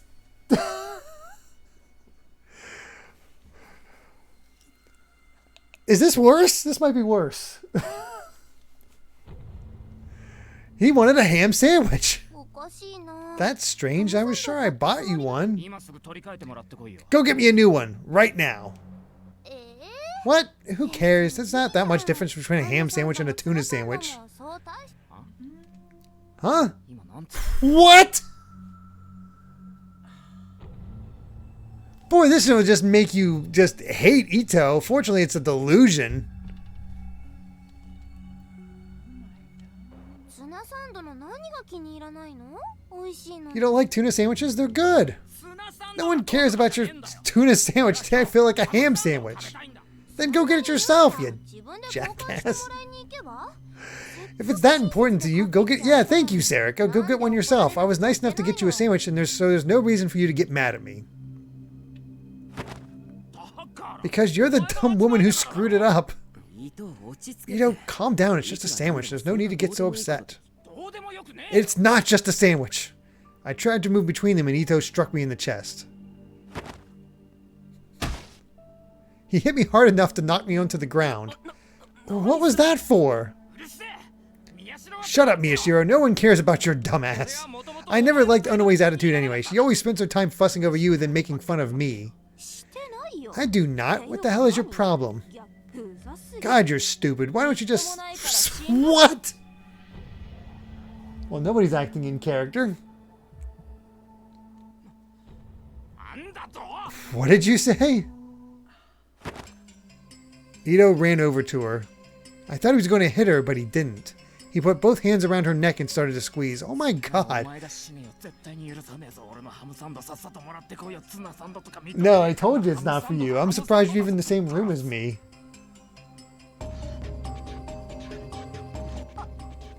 So, I gotta say, I prefer positive to the negative in this case. Ito had totally lost control. He was staring at Sarah with bloodshot eyes. やめろよ二人とも。なんでハムサンドごときで争 All over a hand sandwich. っていうか。 Oh my god. She was flailing her arms and legs and trying to escape his grasp, but he was a lot stronger than she was. Stop her, Miyashiro. やめろ伊藤。うるせえって言ってるだろ。邪魔したらお前も殺す。 Jeez, Ito.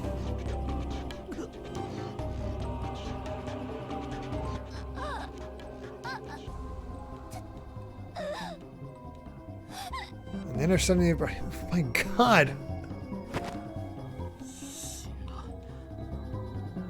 These delusions are... oh, yeah.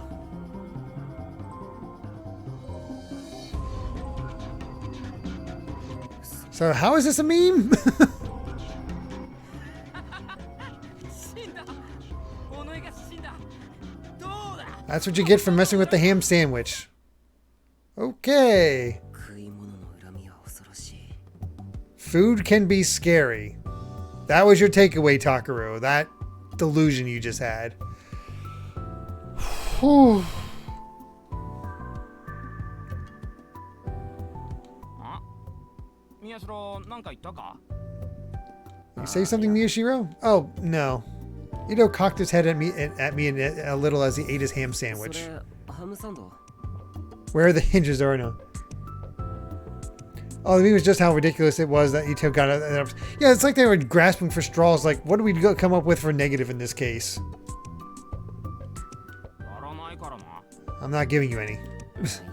That's fine. I don't want to start any fights. あ、 Huh? As for Serika, she was pestering Kazuki as she played her game. Come on, tell me, Hana. Who are you talking to? Tell me, tell me. I am Groot. She was certainly relaxed, but in the real world, danger could strike at any moment. Sure. Me, Serika, and Ito could die at any time, for any reason. Why was I thinking about something so gloomy while the sun was still out? Was I tired? Hey, Onoe. For some reason, that was enough to startle me. Where's the vice president? Oh. Serika froze. I don't think she'll be here today. She's busy getting ready for the festival. Oh, good night, egg roll. Take care. And Non's been kind of weird lately. She doesn't look like she's doing too good. I wonder what's wrong, she whispered. By lately, she probably meant since after Nono met Arimura. It was true that after that, she'd given up on telling me not to follow the case. Either way, thanks to that, I've been able to focus on the case without being interrupted. Since she met Arimura, huh? Okay, we can talk while we eat. Let's get started, Kazuki. Can you close out of ESO2 for a second? We're going to over the info on the case. I am Groot. She may have just been waiting for something to spawn, or maybe she was just at a good stopping point, because she quit the game with much less cajoling than I expected. She started to print out data from the PC. Now then, there was a lot of new information, but I'd spent so much time making the video that the board was the same way it had been. It was time to go over it. First, I should start with what I can't put on the map. The space on the right is open. Let's start by putting the stuff that we still don't know a lot about there. What do you mean? You know, like that video. Good night, Death.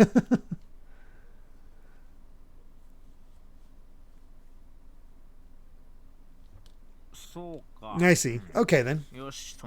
Ito forced himself to swallow what he was eating. Let's put up any videos that might have something to do with the case here. Yeah, that's the way to go. Alright, so the video that was uploaded to the wiki was footage from the inside of the Love Hotel room, taken from the outside, so... this one. And here's the summary. It's because of this video, isn't it, that I had that weird hallucination. It was just a plain old wipe, so why did it seem so strange? Taku, what's wrong? What's wrong with you? Just listen for now, okay? Okay. God, it's hard to get that characterization of Ito out of my head now. Like, I know he's generally a good dude, but... whew. Where was I? Ito, they never caught the guy who uploaded the video, right? Yeah, there was a big festival online over the weekend, though, since it got reported on TV. That's right. People on the internet like to make fun of TV and newspapers, but the biggest cause of online festivals was mainstream media attention. But there's been no updates, which means nothing new to talk about for 3 days. Is it dying out? Given the nature of what happened, it won't die out fast, but... oh, there was that thing with Koshin on the weekend too, right? Huh? Oh, no, I didn't know what he meant. Oh, yeah, that thing. What do you mean? Koshin's the biggest company involved with the rebuilding work, right? They're also involved with those security cameras going up all over town. Somebody started complaining about how the cameras were an invasion of privacy, and this guy Koshin acted like an arrogant dick. I think there's actually a lawsuit filed this morning. Yeah, that happens all the time. So people are starting to talk about that. I see, so that was it. People are starting to say that the video was a prank or a fake, and the majority that think it's real are shutting them down. So it was self-feeding then. Either way, without fresh fuel, it would eventually have to go out. Well, I understand why people would think it's a prank or a fake, but after having been there, I knew it wasn't. That's right. I should put up the video of the room too. Kazuki, can you edit out something from the Love Hotel video for me? Okay, that's all. Oh, I guess this too.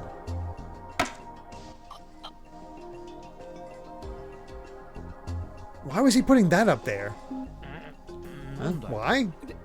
You don't need to put the newspaper club's video. That's right, it's creepy. See, even the self-proclaimed girl says so.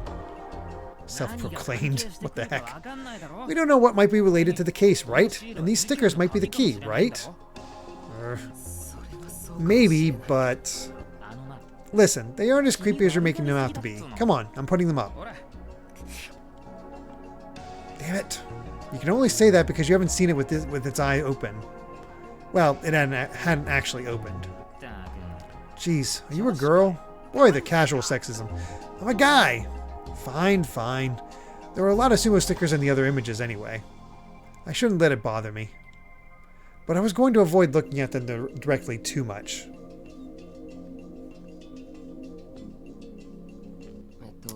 Alright, we've put what we've got on the stickers up on the board, so... but... The long distance shot of the sumo sticker looking down on the Don't Look At Me case was... Oh, this one.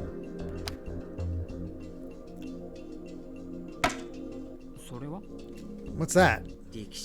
A shot of where the sumo sticker was put up. Well, I can see that, but why? Well, I've been wondering ever since I found the thing. How'd they get it up there? This is the 4th floor. Couldn't they just open the window and lean out? These windows don't open. Oh, that's right. You went to do karaoke alone, didn't you? It wasn't karaoke alone. I didn't sing. What about the other incidents? Ito ignored my protest and motioned for me to continue. Damn it, it wasn't karaoke alone.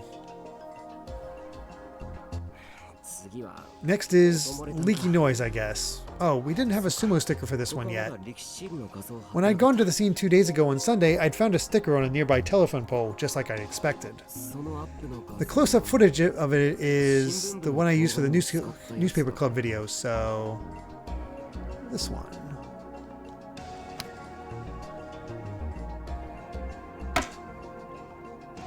Ugh, it really was creepy close-up. Don't look at it, don't look at it. And the long-range photo of it is...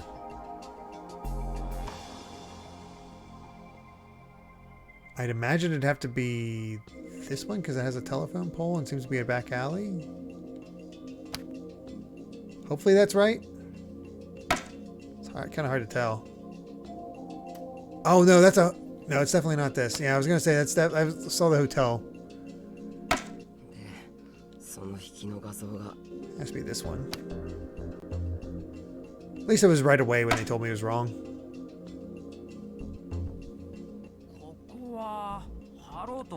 Anybody who wanted to could put that sticker up there. But the long-range photo of the sumo sticker for Revolving Dead is...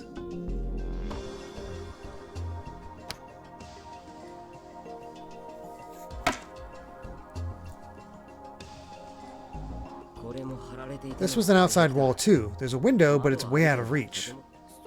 Yeah? Couldn't you stick it on the edge of a long pole or something and push it up against the wall? Had she already finished eating all of that? Well, you could probably, but you couldn't do that at the karaoke box, could you? Burp. That wasn't the answer I was looking for. I ate a little too much. What if you had a really, really long pole? They'd see you doing it. Then you could dress up like the building janitor or something. First a long pole and then that? Well, it's possible, I guess. What's wrong? It's like this whole case is so weird, but you're talking about putting stickers on a pole or dressing up like a janitor and rappelling down the side of a building or something. I just can't imagine the guy who put them up doing something so realistic. Well, that's if the guy who put them up is the same one behind all the deaths. No, we don't know if it's the same guy putting them up. And anyway, do we need an actual crime for this? The cops are saying that all 3 cases are suicides. But they're also trying to find the person who visited the room right before the Don't Look at Me case, right? And... God, that knock.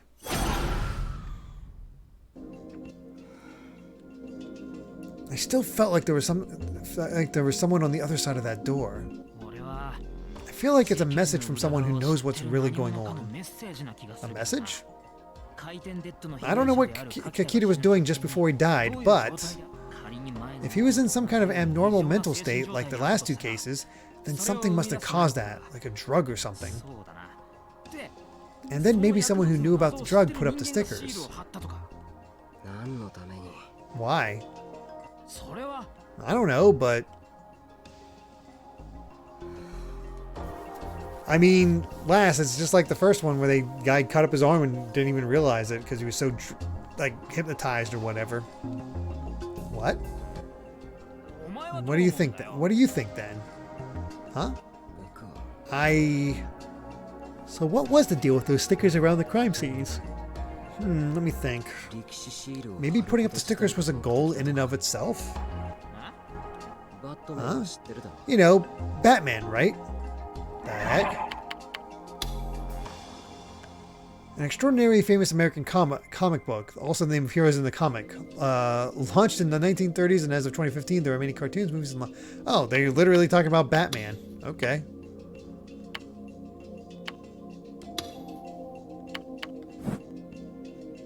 Hey, Oscar.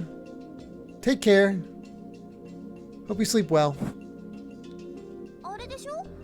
That's the one where the bat transforms into a giant steel man in a red cape, right? He shoots out webs out from his fingers to kidnap kids, right? Oh my god. Wrong. Batman wasn't any of that. Actually, I think that's about 5 or 6 different comics mixed together. His sidekick, Roman. There's this guy called the Joker. He's the bad guy. Wow! They actually just straight up said the Joker in this one. That's surprising. He's the bad guy, and he leaves a joker from a deck of cards at the crime scene as his trademark. Even if he doesn't leave a card, his face looks like the Joker from the card deck. So either way, he can say, Joker was here. So what does he transform into when he kidnaps kids? What are you talking about? No copyright law in the universe can stop them. Yes. So what? A guy who looks like these sumo wrestlers, those sumo stickers, killed 3 people and made it look like a suicide for fun and then left the stickers there as his trademark? No, I'm just speaking hypothetically here. So why doesn't he put the stickers on the bodies? It's just hypothetical, okay? And why is all this happening on the same days as the New Generation Madness? How would I know? I tried to calm Ito down. Yeah. I don't know, I'm a little scared, wary of that angry Ito face now.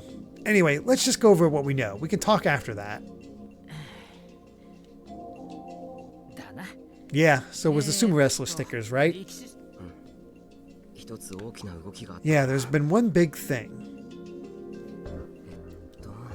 That wall covered in sumo stickers was under the Shibuya Bridge, so...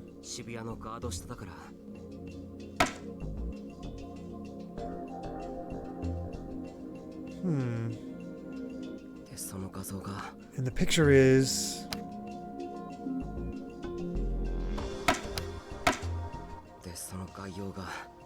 The summary is... It's pretty creepy when you take a look at it. Have we ever seen this many at once? The sumo stickers phenomenon peaked in 2009 before the earthquake, but I think even then you usually didn't see this many in one spot. I know, right? Yeah, I've never seen anything like this before. How would you know? Because, Sarika said as she looked at me. I investigated them with Taku a long time ago. Huh? We went around and looked at every single one in Shibuya, right, Taku? Yeah, I guess we did. That was part of my dark history, though. Okay, what's his net slang? An embarrassing part of your history that you would rather not talk about and that you wish was forgotten. Wow. Yeah, we were pretty serious. You said there was a big mystery involved, that it was a conspiracy. Hey, you idiot! A conspiracy. Don't look at me like that. You were in 6th grade in 2009, weren't you? Were you into urban legends back then too? We looked into a lot of other stuff too. The squirmy and the apocalyptic sound. Okay, what the heck are those?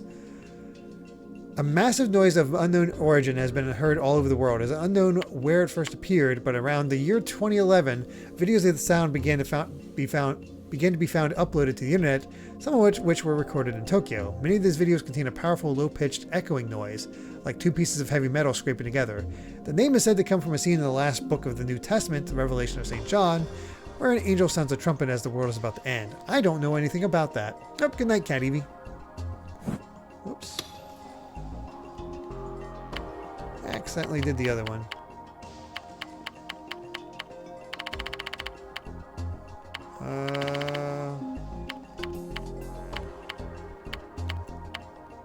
Where was it?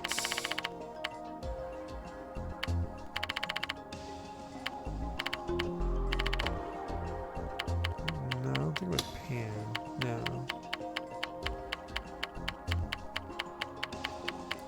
Where was it? There it is, Squirmy. An urban legend that spread via the internet beginning in 2003. Most variations of the story involve people who saw something squirmy who later experienced strange incidents. The size and description of the squirmy varies, but it's often said to be a white color, and most of the strange incidents end very poorly for those who encounter it. Opinions differ on whether the original story came from the internet message board or a manga, and the debate continues to this day. Okay then. I don't know any of those references. Getting back to the point, they haven't caught the guy who put these up yet, right? So, according to Miyashiro, who was already a poor, sad little boy in 6th grade... What do you mean I was a sad little boy? We don't know who created the sumo stickers or why, right? That's right. So isn't it possible that they're involved in this case somehow? It's possible. Of course, it was also possible that someone other than their creator was using them. But they'd been at all the crime scenes so far. It just felt like they had to be involved. These are the only stickers we've got right now, right? Yeah. Then here's the next step. I want to put a security camera up at the wall where all these stickers were placed. Huh? These stickers really bother me. Part of it is the fact that we've never seen so many of them in one place before, but I guess I needed a picture. Kazuki. Kazuki? She was too busy playing ESO2 to listen. Kazuki! I'm Groot. Can you give me the photos of the sumo stickers from around the city we used for the video? I am Groot.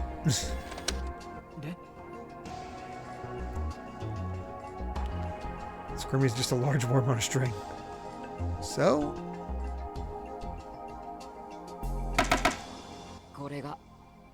These are the stickers that were put up around town. Compare them to the ones on the wall.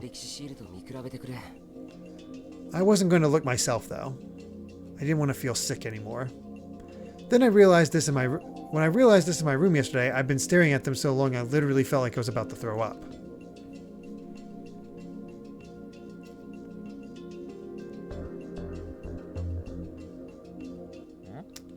They're just sumo stickers, right?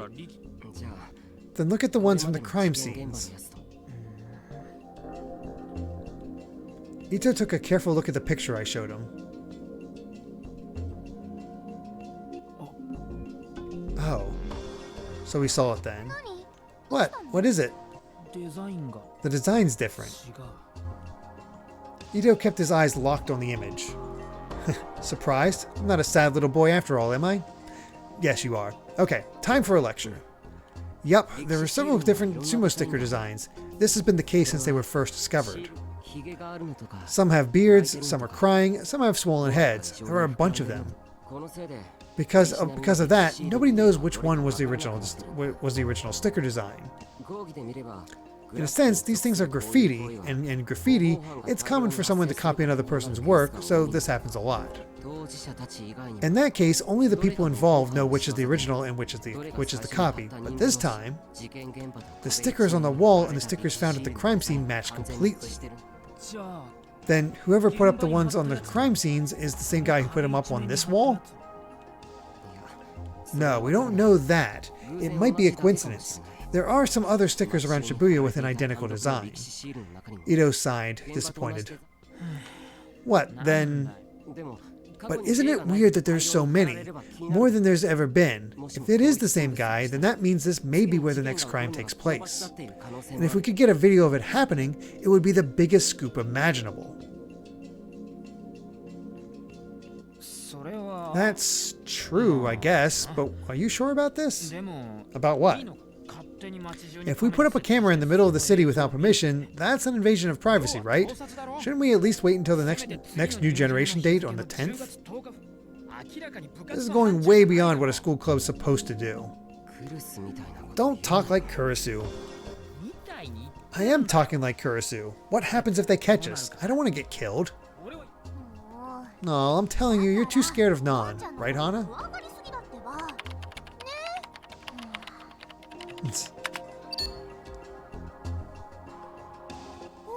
See? No, she's clearly not listening. Don't worry about Kurisu. She hasn't been coming after us lately anyway. Takaru, the pathetic kid of all time. That's true, but... this is our chance. Our only clue is the sumo stickers, and there's something about those stickers that's bugging me. If this works out, we can get a clue to who the killer is before the cops do, and the worst that can happen is that we waste our time, right? Still, Ito thought for a second about something. Probably Kurisu. Fine, you're the club president. He nodded in resignation. Well, good night, Soulcaster. Take care. That's about all we need this board for right now. Hey, this is the first time we've gotten so much use out of the board.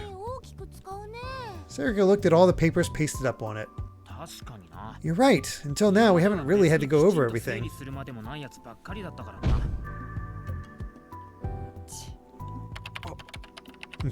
She's having a rough time. Did I just hear her get upset? Did she just lose her roll for a rare item or have her kill get stolen? Hey, don't do that, Hana. You're making a dent in the wall. There was a pretty big dent in it already, actually. Sheesh. What's wrong? Ito was still looking at the board. Was there something I'd forgotten to go over?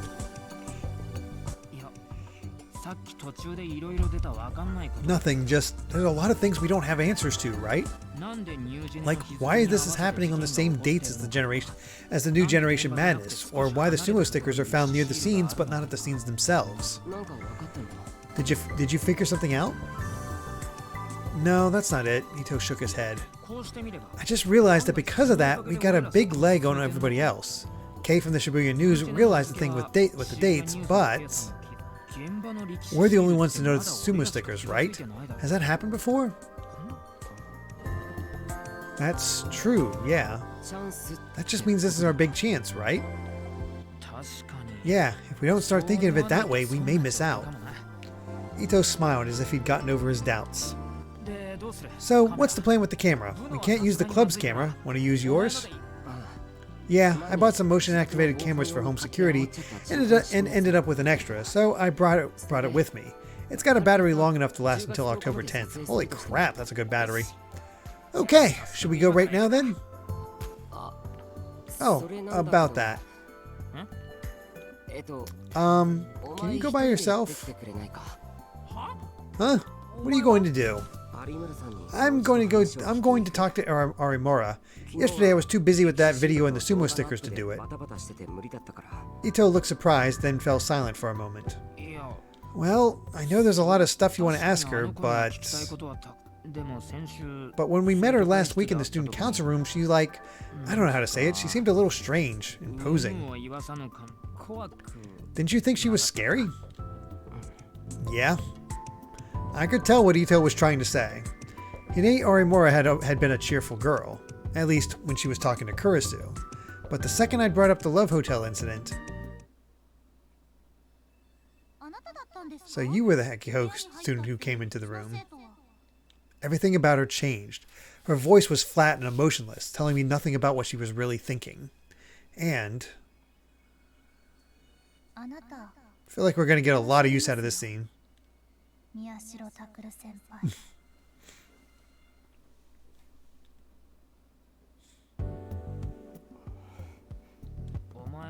She told you something back then, didn't she? Does that have something to do with it? No, nothing. She didn't say anything. Ito's thoughts, on the other hand, were extremely easy to follow. He didn't believe a word I said. Well, whatever. You two are the ones who were in the room with her. He must have come up with some probable answer that satisfied him. But can you go by yourself? You know you're going to end up tripping over your own words. Oh, I'll go with him. Taku, you're not used to Orimura yet, are you? Shut up. I would just get a little nervous. What? Nothing, just, you know, you two are together all the time. We are not. Just she and I... She and I had been friends for our whole lives. Huh. What are you trying to say? It's just like you to freak out, but still not deny it. Huh? You really aren't a normal. What did you say? Anyway, you and Onoe can handle Orimura. Okay. Hey, wait, And me and Kazuki.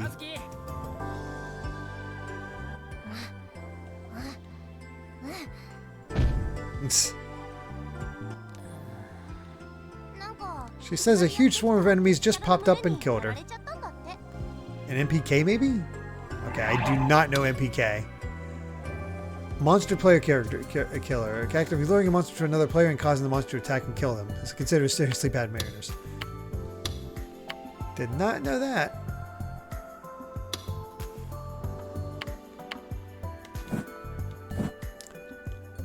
No, wait a second. Kazuki's not the type to do anything outside the club anyway, is she? Then I'll handle the camera myself. Okay. See you later.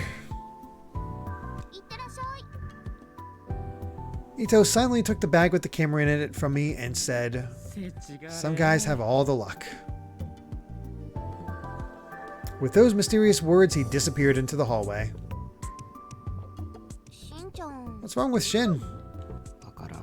No clue.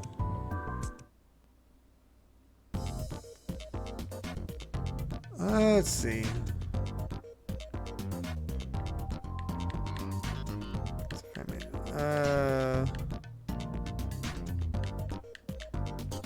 Super stickers represent God, apparently.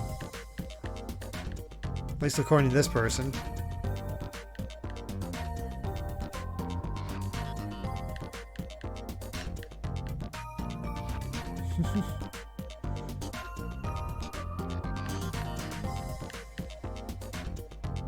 That's totally a sumo wrestler.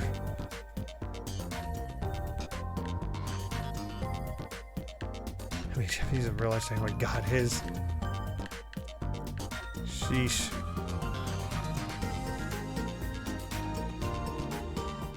Okay, that's something. Hey, it's Onoe. What's up, Orimura? Oh, Hine's probably somewhere around the school. She's in charge of decorating for our class. The cafeteria, maybe? It was Aku who dragged her off. Hey, Onoe. Food? Huh? Orimura? She was just here, but then she said she'd help Akari's team. Oh, Onoechi? Want to wrestle? What the heck? Nay, isn't she with Haruka? Ah, you're leaving already? You should wrestle with us, Onoe. The heck? Don't wrestle. We're not having any luck finding Orimura. Does she have a lot of friends? What's wrong? いや Nothing, just... Are you actually really popular? なんで？ Why? Wait, why? Everybody in the second year class seemed to know who you were. そうなの？ Really? Serica made a face like she'd only just realized it now. Well, I never thought of her as a particularly unpopular. But even though we weren't always together, we were together often enough that it was too close to get a sense of something like that. Wait, I think a long time ago Kurisu once told her, act a little more like a girl, you're wasting your potential. タク？ Taku? It's nothing. Wait, oh no wait, did you really not know who Arimara was? うん？ Huh? I mean, I don't really know, but she seems like she's pretty well networked around the school. Even if she was in a different class from you, I figured you might know her from some girls group or something. Girls at a high school had to be better connected than anybody else, right?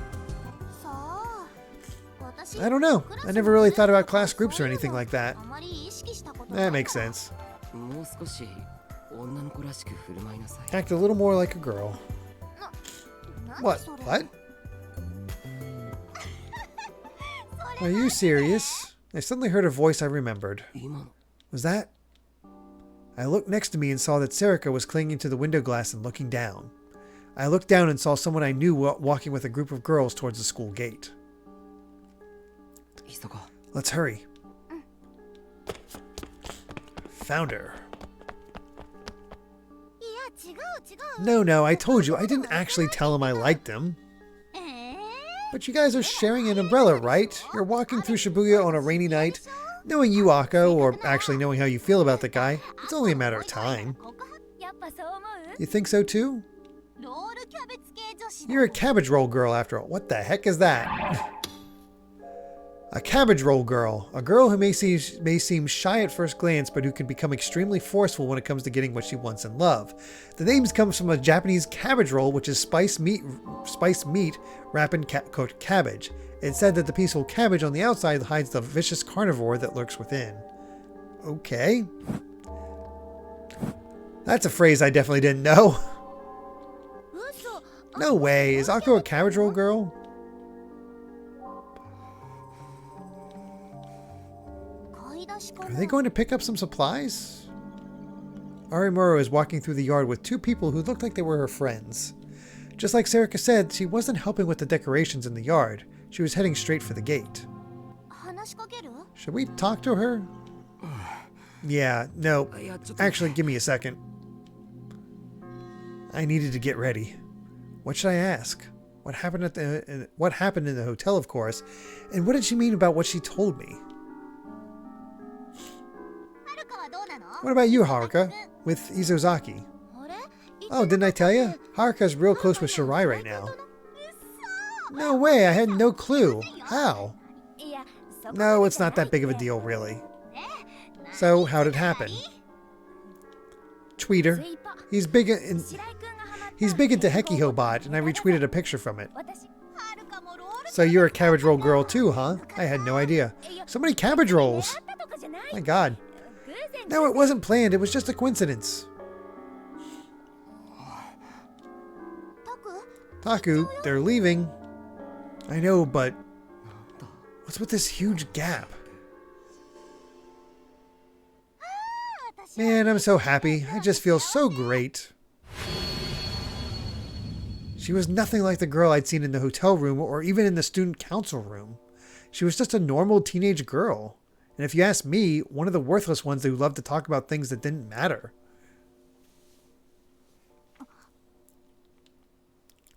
People have multiple sides, it turns out. Suddenly, Arimura stopped. あの人 That's... タク、あの人。 Taku, that's... Oh yeah, the police detective. Oh god. Well, are we going positive or negative? Or probably our last one for the night. My cabbage rolls.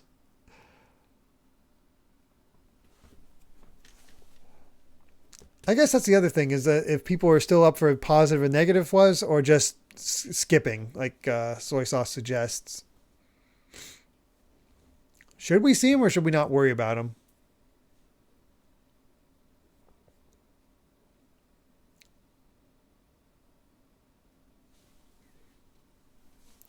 Rusty's indifferent. But everybody else immediately went to different sides. So let's see. 1, 2, 3, 4. Definitely more positives this time around. We'll stick with this for now. Yeah, I knew them. That was the detective who... delusions don't really matter first run since the first ending is always the same regardless of choices. After the sandwich, everyone is doubting. Yeah, I feel like that's the case. I heard the best idea if you're going for the, like, what I guess true ending, is to view both, and that way you can fast forward through all of it and get what you really need to know. We really need to get ASAP.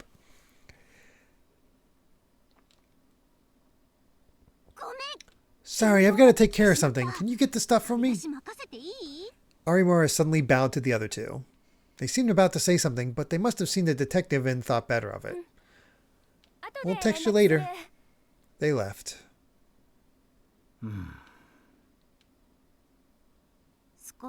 Isn't that a little unreasonable? Her voice sounded different, like someone had flipped a switch somewhere inside her. Oh boy.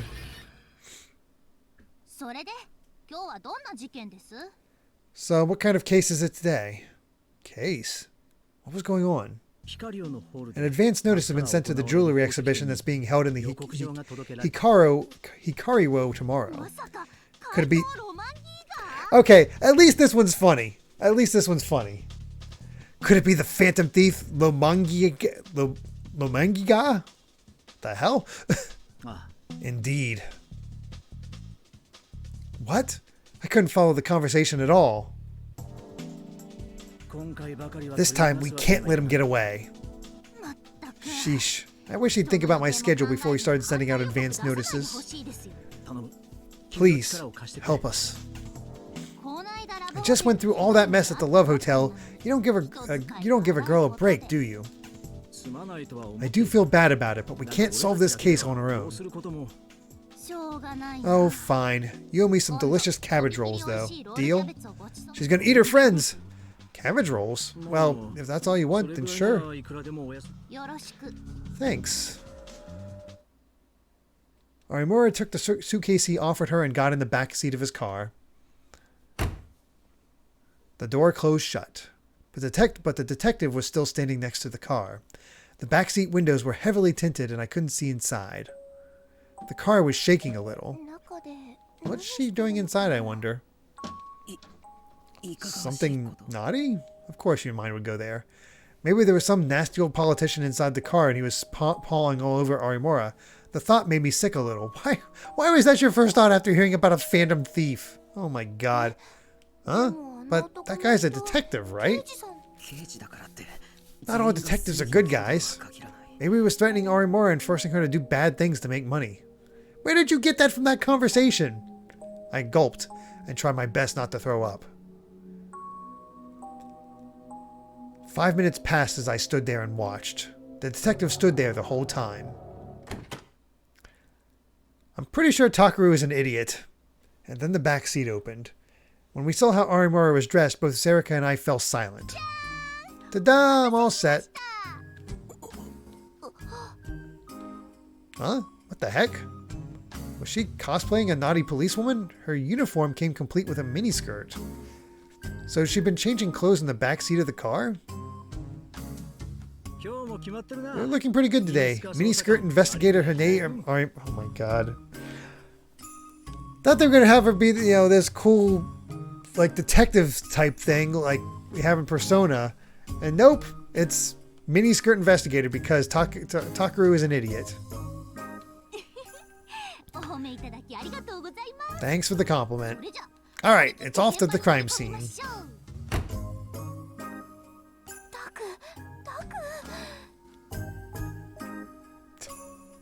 Serika shook my shoulder. She was blinking rapidly in confusion. Why is Arimura dressed like that? I don't know. Oh, I get it. Arimura is normally a high school student, but that's not all she is. In her secret identity, she's a teenage miniskirt detective. She's summoned only for important cases, and she always catches the culprit. I had no idea she was such a huge secret. She had such a huge secret. This is a huge scoop. Back to the newspaper club. Yeah, Takaru is already pretty idiotic, but delusions highlights to an absurd degree. Flanderizes him a bit. I can see that. Huh? Miniskirt? Taku, what are you talking about? Huh? I suddenly realized that Serika was looking at me in confusion. I quickly looked around. Of course, Arimura wasn't wearing a miniskirt uniform. She seemed to be talking about something serious with the detective. Did I just say that out loud? Oh no, that's embarrassing. My face was burning. It was a joke. It didn't really feel like that your kind of joke. Or maybe you're actually into that? No. Really? You're really not into miniskirt detectives? Forget that. We just need to find out what's going on with Arimura and the detective.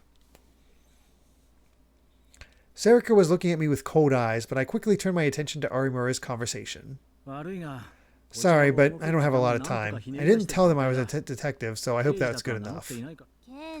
It's not about whether you're a detective or not. Your release is conditional. You know that, right? Can we go to a cafe nearby? There's a place not many people know about. The two of them started to walk off. Is she going on a date with the detective?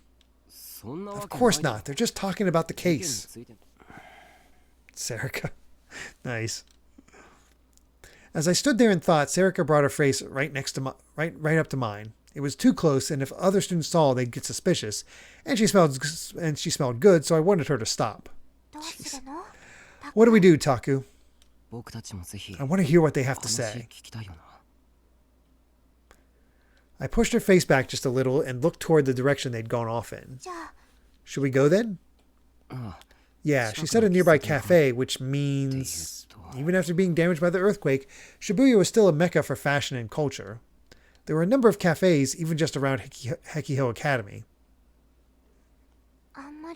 She said it was one that not many people knew about. I wonder if she means Cafe LAX. Yeah, that would make sense. The newspaper club went there so often because it was close to the school, but students rarely visited it. Pretty smart comment coming from you, Onoe. I got a compliment. No, not really. We nodded at each other as we went through the gate. Alright, let's go. Okay. There's her catchphrase. You two, your usual seats taken. I tried to motion to the waitress to get her to understand. Serika and I finally succeeded in getting our point across. I see. Alright, come this way. With a perceptiveness that belied her ridiculous appearance, she led us to a seat near the entrance, far from our usual spot. If we put up a newspaper, maybe they couldn't spot us. Yeah, that's not suspicious. We sat down and spread out a newspaper to hide our faces. I ordered myself my usual Mountain View and Serika her grapefruit juice. Serika drew her shoulders in to make herself harder to spot. Can you hear them? I peeked out a little over the newspaper and motioned for her to be quiet. Then I listened. People from Hekiho not come here? Think so. Good. It was a little hard to hear, but I could make it out. I was still amazed to find out that anyone from Hekiho but us knew about this place.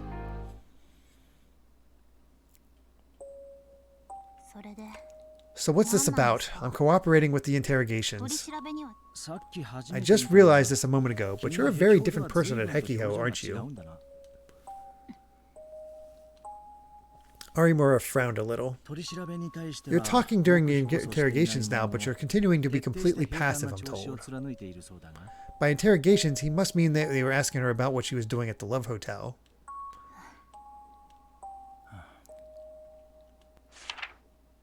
What was that? A file?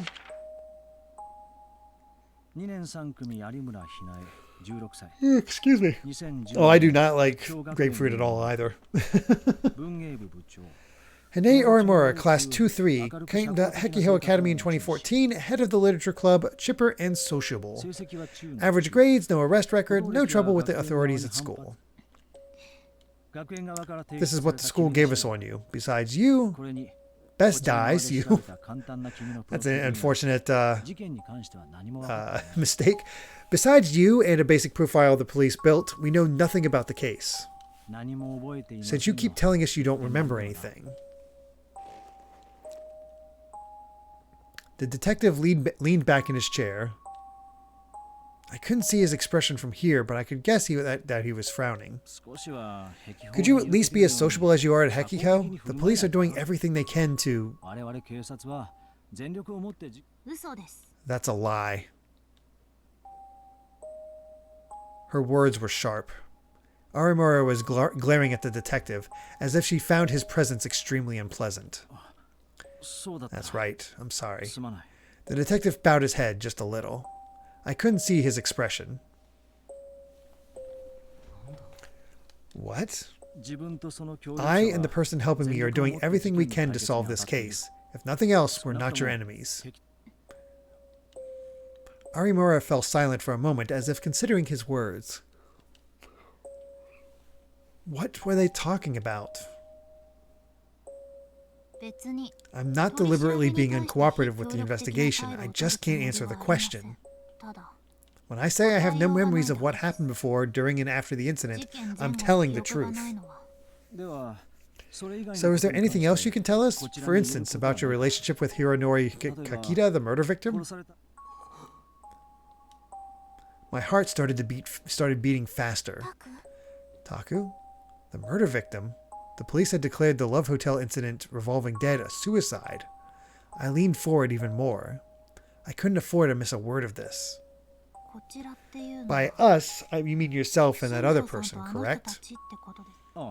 Yeah, the police have nothing to do with this.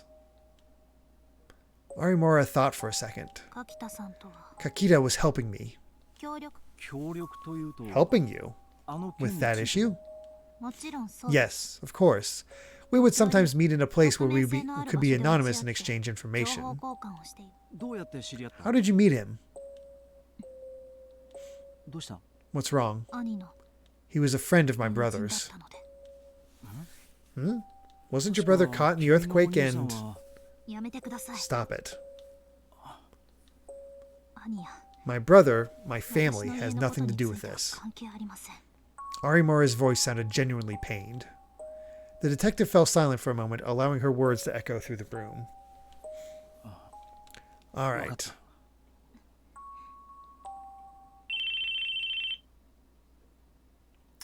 More character backstory we haven't quite gotten the full picture of yet. Yes, this is Shinjo. Yeah. All right. I'll be back in 10. Get it ready. The detective stood up. I quickly scrunched my shoulders together and leaned close to the newspaper. The detective knew our faces. I couldn't let him see me. Oh, right. Before I go, have you seen this before? The detective took out something like a file.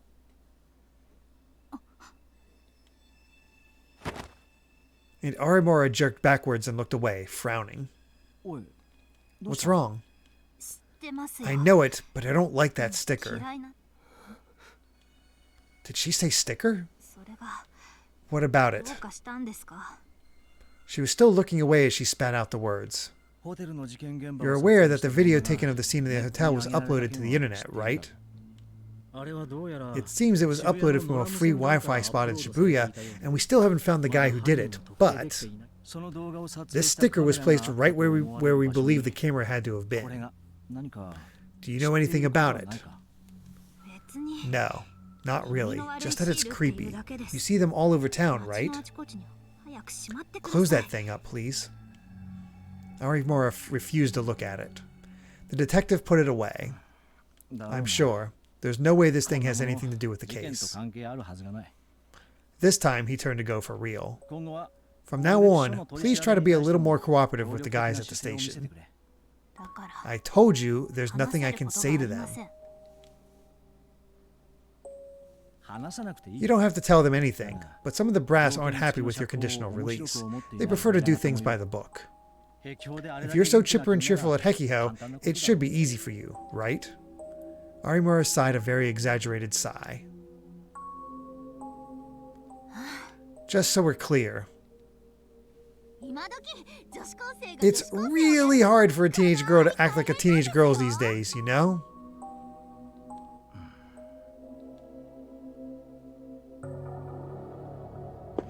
Interesting girl. Crap.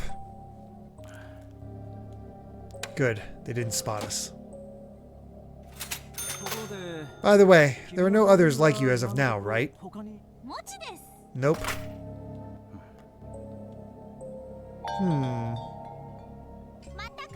Come back soon. That scared me. Taku, shouldn't we leave before Arimura does?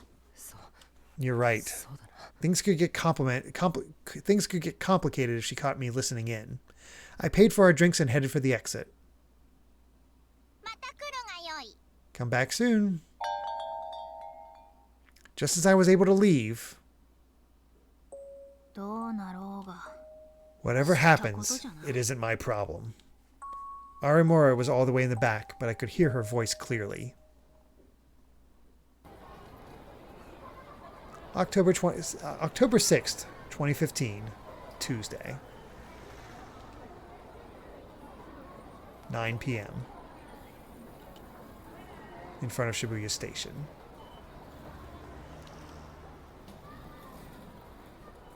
And there's where we're going to stop. Good place to stop.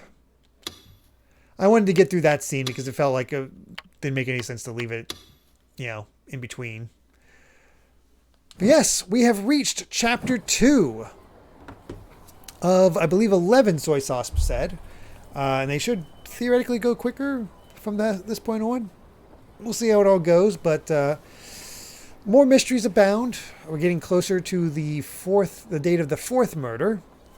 And we'll have to see exactly what all happens. But we saw how wild this game can get, both in the positive and the negative. So that's certainly something. Really do appreciate all of you being here, watching this. Of course, we'll be back next Sunday for even more of Chaos Child, as we see where all these elements are coming together. I honestly don't know. But of course, we'll be back tomorrow as well for Warrior World, which may be maybe the finale. I don't know. We'll see how it all goes. I still need to find one of the one thing I missed in the one level, so I might try to do that before I stream, just so I get that cleared out. But yeah, we have the World 2 boss, and then we have 2 more worlds after that. So we'll see how it all goes now that I have a better idea of what I'm doing in Mario World, and just see what happens. But yeah, I think that's definitely it for now. Let's see if there's anybody we can raid real quick. Nobody that I'm really seeing. Unless there's any suggestions. Otherwise, I'm probably just going to call it Green Fella. Blue Scary Helicopter.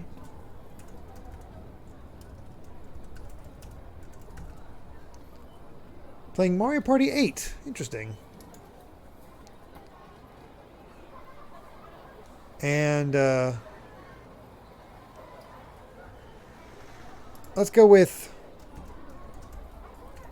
Beware the Sandwich for our raid. There we go. But yeah, that should be it for now. So thank you all again so much for watching, and we'll see you tomorrow for Mario World and next week for more Chaos Child.